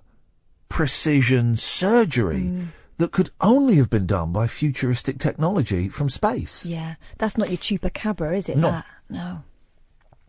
Witch doctors are feared to be targeting the farmed animals for use in muti, a traditional Zulu practice using their body parts for medicines. Well, hang on a minute, which parts have gone missing? Because they found the dead animals, only one of them has been beheaded, so... Another possible end use is the lucrative Chinese medicine market. Well, they're clutching at straws here, aren't they? Kelly Marnwick. Right, this is where the story is bullshine. Mm-hmm. Kelly Marnwick of the Endangered Wildlife Trust said, if heads, feet and tails were removed, then there is likely a link to either Chinese traditional medicine or muti trade. But the tails... So this whole story is just what she thinks. The tails and the feet and the heads of all but one of the 13 lions and 2 tigers are there. Everything's there. So this is completely made up. One head has gone missing. And I bet you get... what do they call it? Brain cheese, don't they? Head cheese. Head cheese. Oh God, that's a horrible phrase. Yeah, well, that's what they get. You get it with it's a delicacy in certain parts of America from sheep and cattle. Head cheese. Ew. So the others just died, did they? Could they have caught like a tummy bug or something? They'd have been poisoned. Oh. Campaigners. Tiger and a cub are among the big cats killed in the last spree. 2 lions were killed in an earlier poisoning. 15-year-old lioness, a 9-year-old lion died. None of the body parts were removed. Well, Martin Bagot, you've just shot yourself in the foot. None of the body parts were removed, but the legs of one that was killed were bound, ready to be hauled away. Well, they wanted it for a bit of meat and a rug, that's all. So that's stories. His email's there. I'm tempted to email him and say, sorry, mate, have you read the story that you wrote? Because you said it was black magic, right? And you said that it's heads and feet and tails of black magic. And then you said that none of the body parts have been taken. So what are you going on with? Go on, tell him, right? I'm not going to email him now because you know me in emails. Yeah, have a little think about it first. This is the thing I've learnt this week. Have a little think about it. Baby Andy Goldstein, of course. Baby Andy Goldstein. I had a hairy baby. You had a hairy what? Baby. Okay. She looked like Pauline Quirk. Should really have looked at the papers.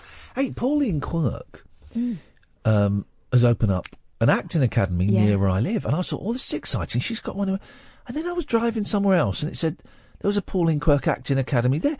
Then I was in a third place and there was a sign on the back. She's got them everywhere. Yes. Franchise.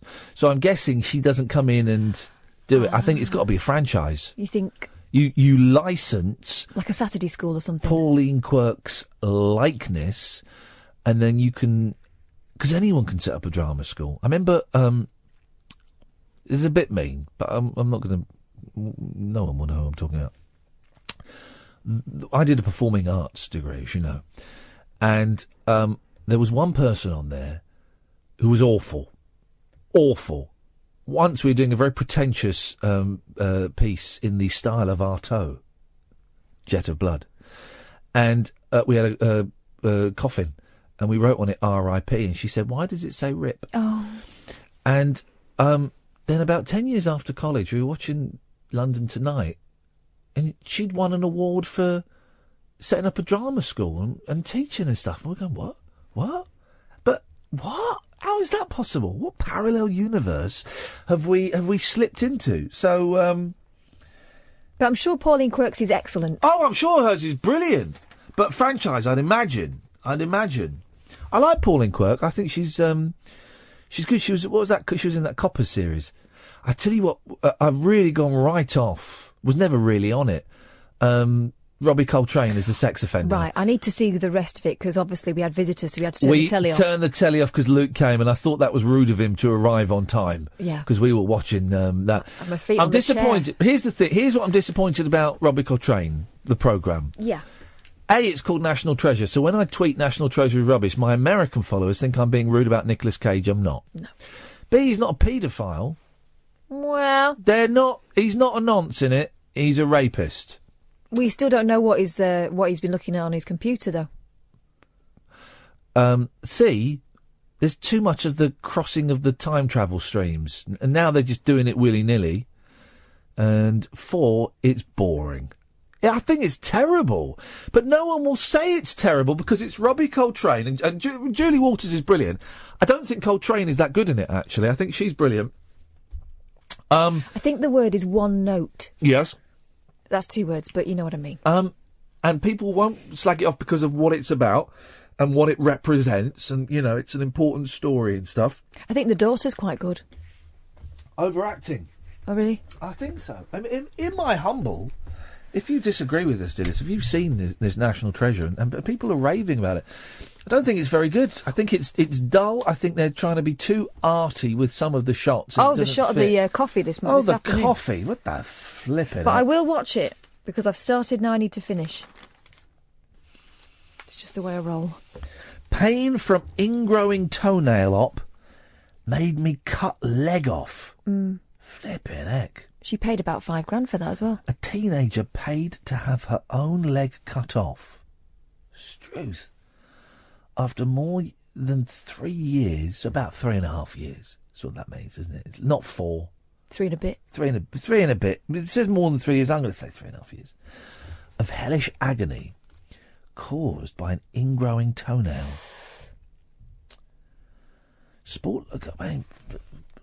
Blimey, isn't it, though? Sport-loving Hannah Moore took the incredible decision when the pain she endured following the nails removal grew unbearable.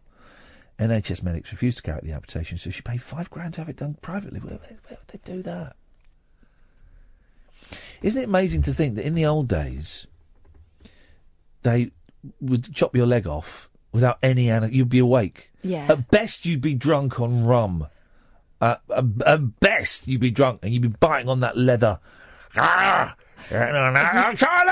you getting all your medical knowledge from, like, pirates? Yeah. Okay. No, that's Yeah. legit.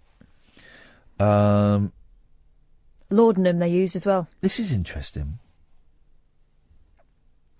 Last night she revealed she couldn't be happier and is even dreaming of competing in the 2020 Paralympics. Is that allowed? Yeah. Why? Because she's done this herself. Is that allowed? That's a genuine question. Because I could be like, imagine I was a brilliant sprinter, right? Brilliant sprinter, but I'm not quite Olympic standard. But my times are better than the Paralympians, right? If I chopped a leg off or something like that... What would you chop off? I'll chop an arm off. I could beat the Paralympians and get a gold medal. Just doesn't seem fair to me.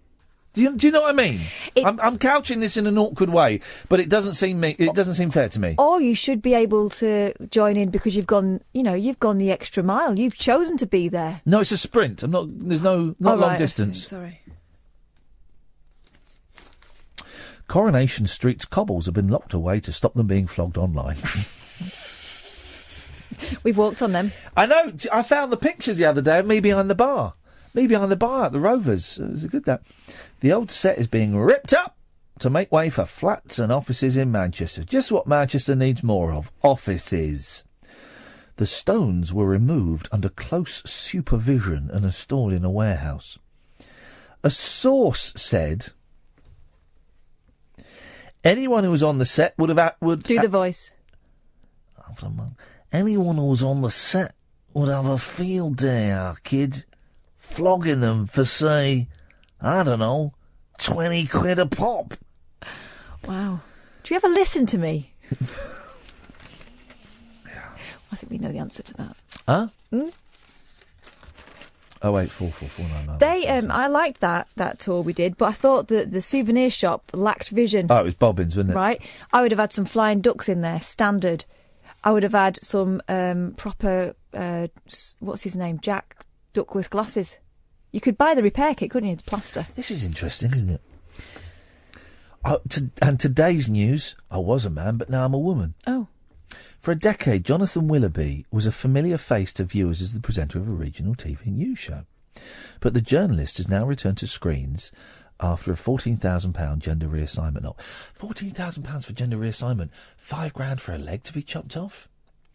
Anyway, so he is now she, and that's fantastic and wonderful, and it's great that it's not even a particularly big story. What strikes me about this is obviously when you gender realign, you have to. You don't have to, but it's you change your name quite often to your new gender.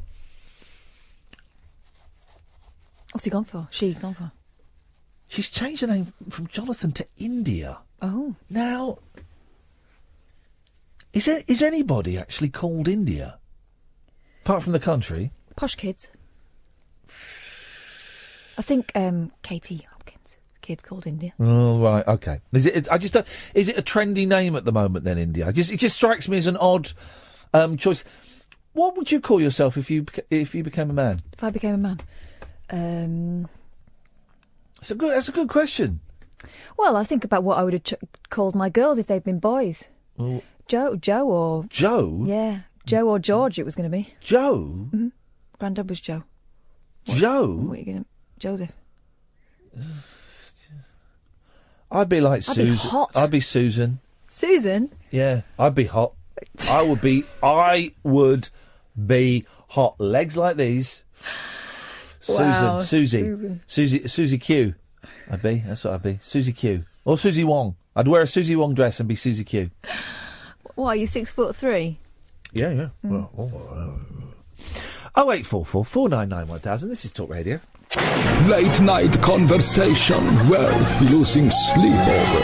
Iain Lee. On air and off the leash. On Talk Radio. We have ways of making you talk. Hey, there's a good point. Yes. On Twitter, Well, Adrian says, trouble with transitioning to a female weather person is you'll knock 25 years off your career.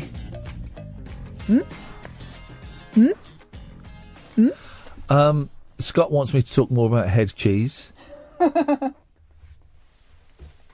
08444991000. Yes, Dennis! Good evening. No, it's good morning. No, it's not. Yes, it is. It's 12:30. It's good morning. We haven't had a sleep yet. Well, that's hard lines, isn't it? Yeah. Catherine, can't you teach him a Manchester accent? Well, I've been trying. We're both Mancunians, for God's sake. Aye, kid, I go to foot of our stairs inside the I've pots. never heard anyone say that. I'm saying it now. It's Joy Division. Is it? It's Joy Division, silent pots at foot of our stairs with Joy Division and New Order. Unfortunately, mine's not a proper Manchester accent. Dennis, did you ever go to the Hacienda and go raving there? No, where? At the Hacienda. Where the hell's that? Manchester, mate. Manchester, mad for it. Well, you're never mad for it, Dennis. You ever go to the Hacienda and got some pills and I'm mad for it. It's Hacienda. Hacienda, Orchid, at foot of stairs with New Order and Joy Division. No, they wouldn't let me back in again. Hacienda, Orchid, Joy Division. By God. Joy Division, Dennis. It's Joy Division. It sounds more Mexican than anything. It does, doesn't it? It's Joy Division on Third Vine. Bandit. I'll tell you what, kid, I flipping love Joy Division. They're playing a gig at Hacienda. Let's go down there, get some pills, on Manchester, mad for it at the Joy Division Hacienda. Right. The thing is, Dennis, this is the voice he does when he's taking me off. I know. Unfortunately, half my accent is Yorkshire because I have a lot of Yorkshire in the families, but nevertheless... Mad for it, Dennis! Banging it up live at the Hacienda with the Joy Division. My lads take the mickey out of me with my Manchester accent and their deep south. You know, to talk about grass instead of grass. Yeah, my girls do that. Golf instead of golf. Ridiculous behaviour. Okay, I'm going to cut you off now, Dennis. Oh, Dennis. The fake-away pizzas... How does this even make sense? Right? Go on.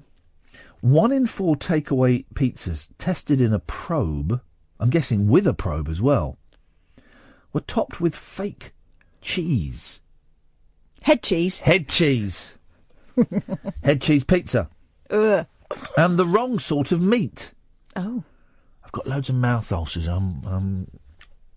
Stop sticking your tongue in it. I need to start drinking again. That's what I need to do. Trading standards officers found turkey. All right, you're pushing it now. Being used, kid, instead of ham. Beef passed off as pepperoni. No.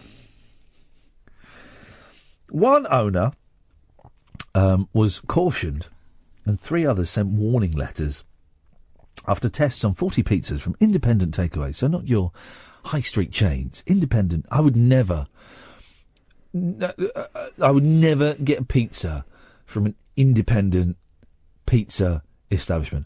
I want it from one of the chains. Oh, really? And I think you know what chain I want it from. Yeah, I know exactly which chain you want it from. We've got an independent pizza establishment in my town, and until the chain moved in, it was the place to go. But now I think people have deserted it. 5 pizzas. 8! That's what I meant to say the other day. So there's a new...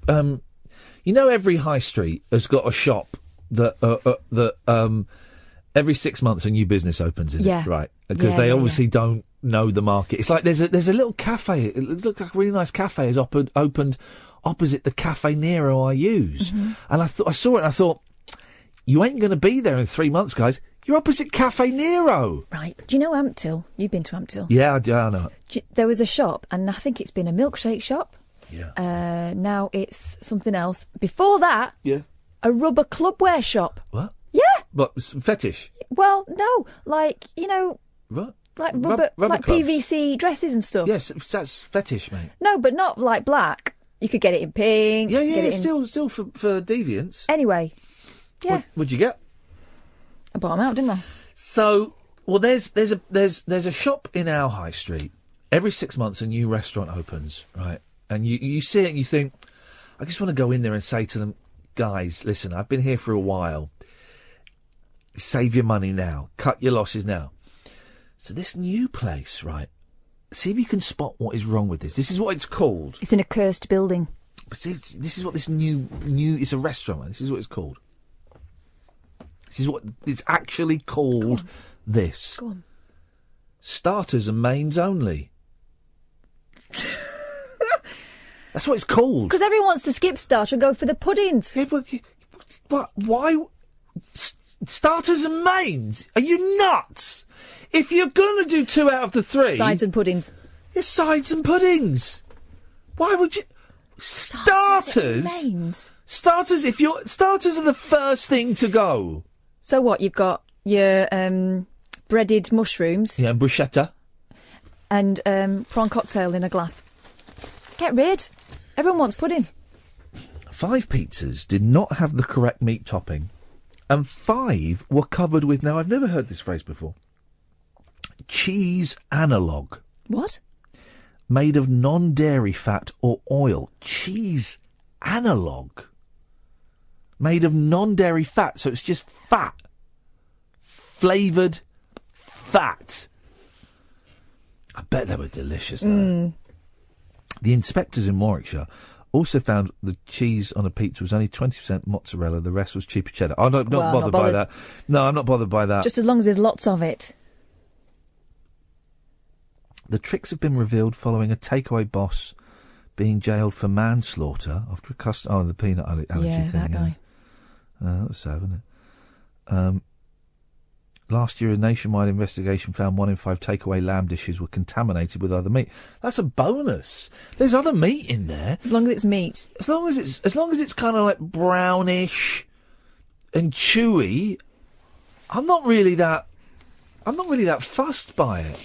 I think with meat, you're right. It's kind of in for a penny, in for a pound. Yeah. Do you remember the horse meat scandal? Yeah. What happened to that? I don't know, but I've eaten horse on purpose. And it's just meat. Turns out. Did anyone actually get done for that? No one did. No one did at all.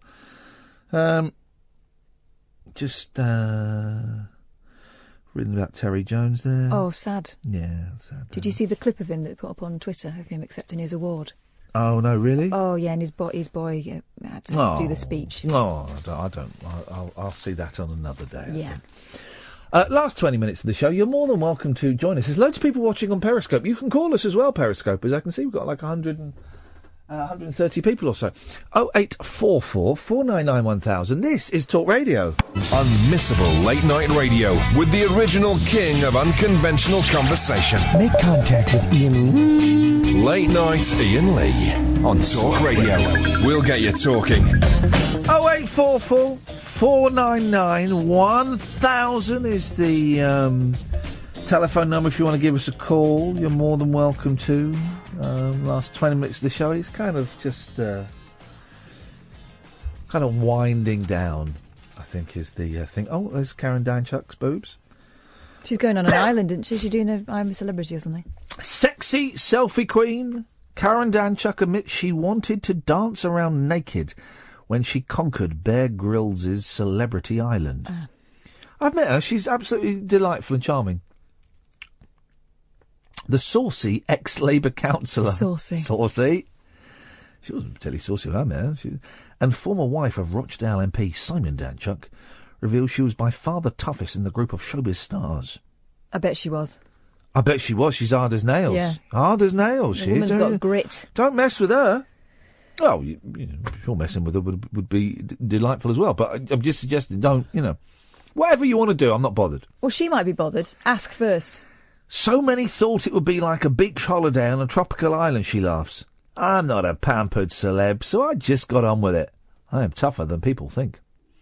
And no-nonsense Karen's takeover as leader this week got results. Is this going on for, ages? I don't know. I thought it was a one-off. I haven't been watching it. Watch Celebrity Island with Bear Grylls Sundays at 9 p.m. on Channel 4. No.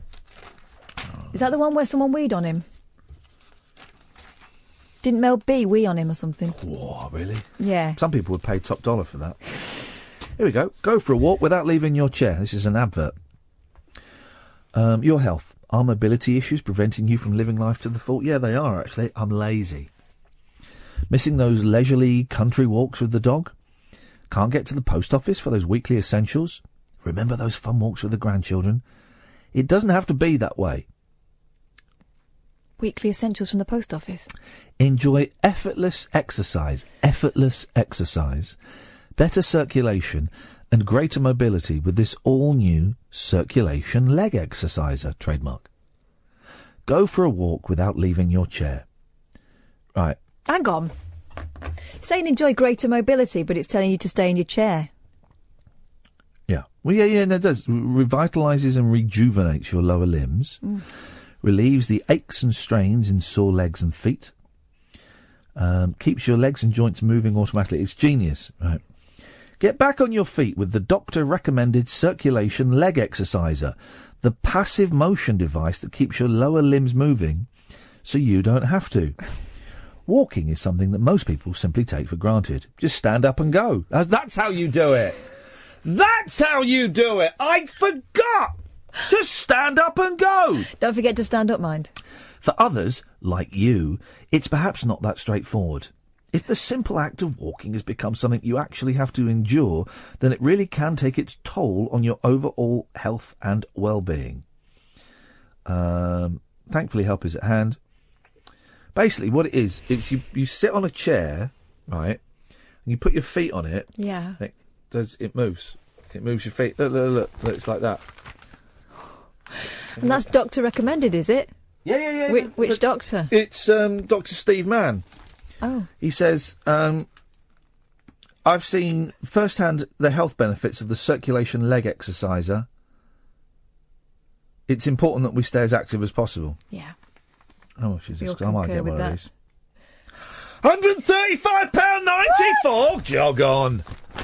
Be cheaper to pay a European worker to just sit there and move my legs for me. Oh no, we're sending them back.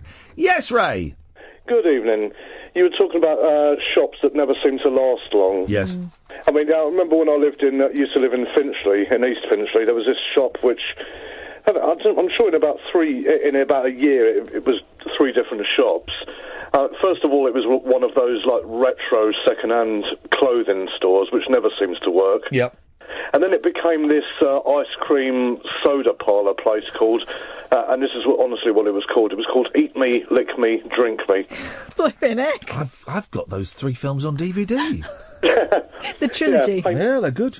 It was painted bright pink, and I thought, oh, that's a good idea. But no, that didn't last. And eventually it became an Eastern European food shop. And how's that doing? Well, they seem to take over everywhere and do very well, with loads of fruit and veg outside, and, somehow they do well. Well, people need fruit, people need veg. Veg. Veg. That sounds filthy. Doesn't sound as filthy as it could have been, Ray. Thank you very much for that. 0844 499 1000. Now, we didn't do the story last week of the woman having sex with a dinosaur. Yeah. That's a you say hose having it down. sex with it. No, rubbing herself on it. She was having sex. The dinosaur may not have been. Sitting there agog. She was dressed as Pebbles Flintstone or something, wasn't she? That's a good look. No, is Pebbles the baby? Yes. That's not a good look. I meant Betty Rubble. A shameless couple were filmed having sex outside while a baby lay next to them in a buggy. Little bit close to the knuckle, that one, I'm afraid. A witness said they romped. Witness didn't say that.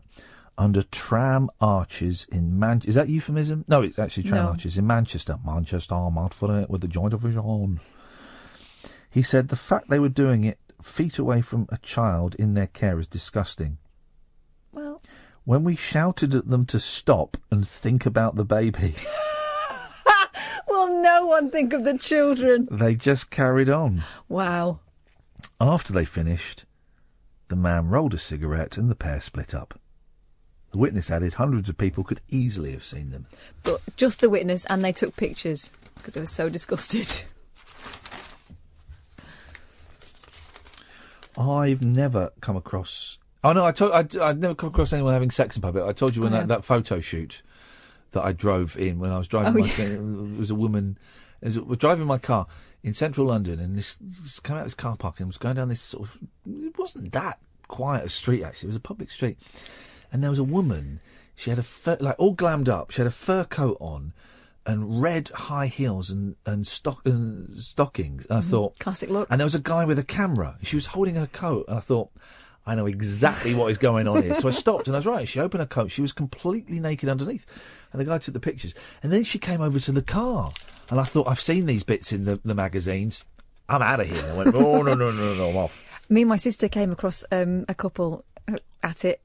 We'd been walking home from the central Nottingham. Aye. No shoes on, because we'd been dancing all night. My foot. Our feet were killing us. Dancing to the Joy Division. So we were walking back, and I said to Vic, when we get to the edge of campus, I'll phone for a taxi, because I've had enough of this. Oh. Got to the phone box, and as we approached it, I could see this guy in there, and he looked like he was sort of... Oh. He looked like he was sort of bobbing up and down. I could see his knees going. Yeah. And then as we got a bit closer, I saw that there was somebody else's knees up, and her feet were higher up. Guys. So I asked him to pass the handset out, and I told him the number. You joking? I am joking. We decided to walk it. Didn't like to interrupt. It seemed churlish. But in the phone box. Outrageous. Outrageous. It was the slow realisation of what was going on. I'm just finding a song to end because I do feel a little bit queer. Still, you feel a bit dicky as well, do you? Yeah, I do, but... Tell me how you feel, and I'll tell you how I feel, because I want to see if we've got the same lurgy. Like a jiggly tummy, like... Yeah. What is that? All you had was a packet of crisps. Yeah, and chocolate. And I licked the floor. Did you? A little bit. And I spat it in your mouth when you weren't looking. Nope. That'll be... Nope. There is a bug going around my kid's school. Yeah. That's what we're going to end on. What, on the bug? Yeah, that's what we're going to end on. Hang on a minute, let's do a little bit of wicked mathematic.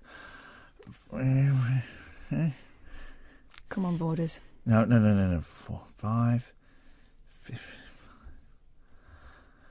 We're going to go 54.50. That's what we're going for. That's our out time. Are you sure?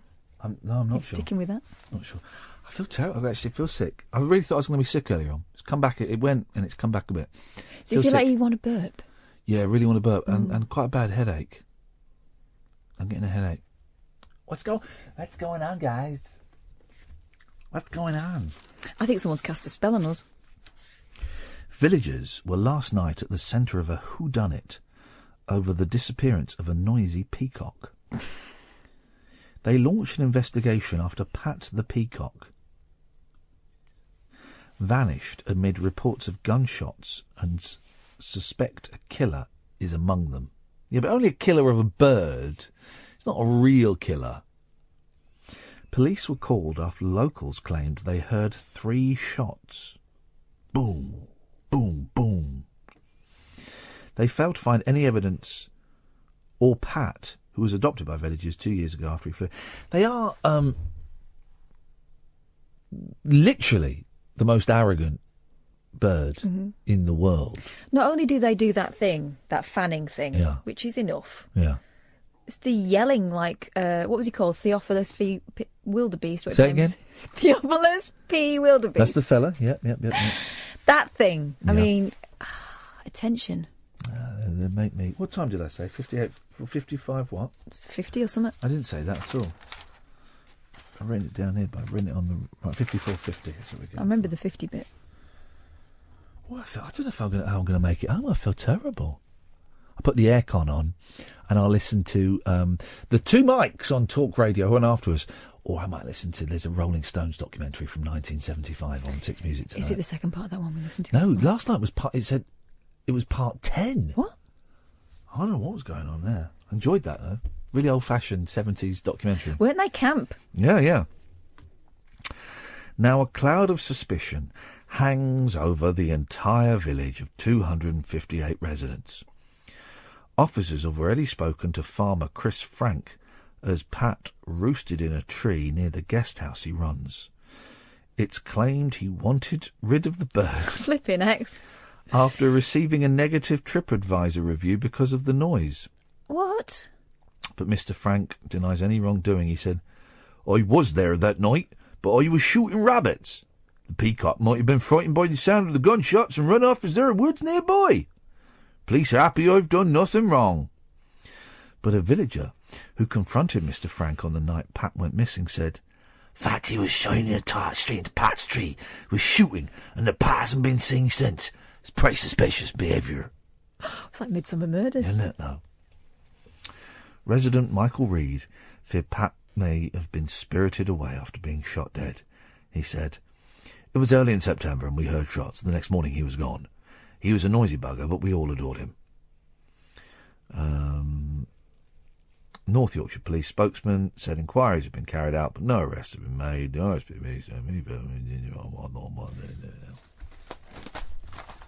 Where's Pat? If you've seen him. If you've seen Pat... Or Pat, if you're listening, get in touch. We're just worried about you. Well, I mean, there really is nothing going on in the world at the moment, is there? That's what that last half hour of radio proves. Tells me. I don't know if I'm going to make it home. I feel absolutely awful again all of a sudden. I might sleep here. I might sleep here and be woken up by Paul Ross. That'd be nice. Paul Ross, your very own Paul Ross alarm clock. Tea's made. Who was it yesterday we spoke to? It was doing. They were setting their teas made, weren't they? Anyway, it doesn't matter. I'm flagging a little bit. That's it, dear listener. That is your lot for this evening. Strange show, as they often are. The best ones are. We'll be back tonight at 10 o'clock. I thoroughly recommend that you go and download the podcast. You can go to iTunes or your usual podcast provider and type in Iain Lee Talk Radio. Back tonight at 10. Until then, from us, ta-ta. Yesterday was kind of like the 4th of July. The way your face lit up the entire sky. Had to look away because it hurt my eyes. The way you hit me was a big surprise.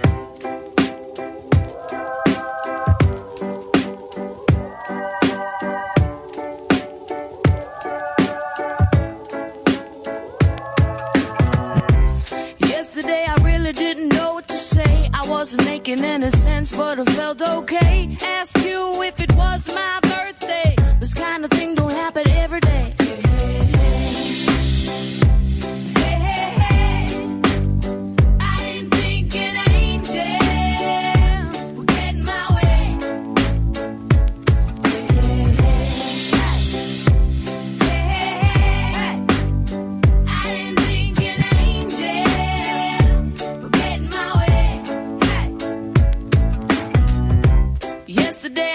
Just like a child, a little curious, a little wild, live in the moment and you'll never go out of style. You know it's really been a while.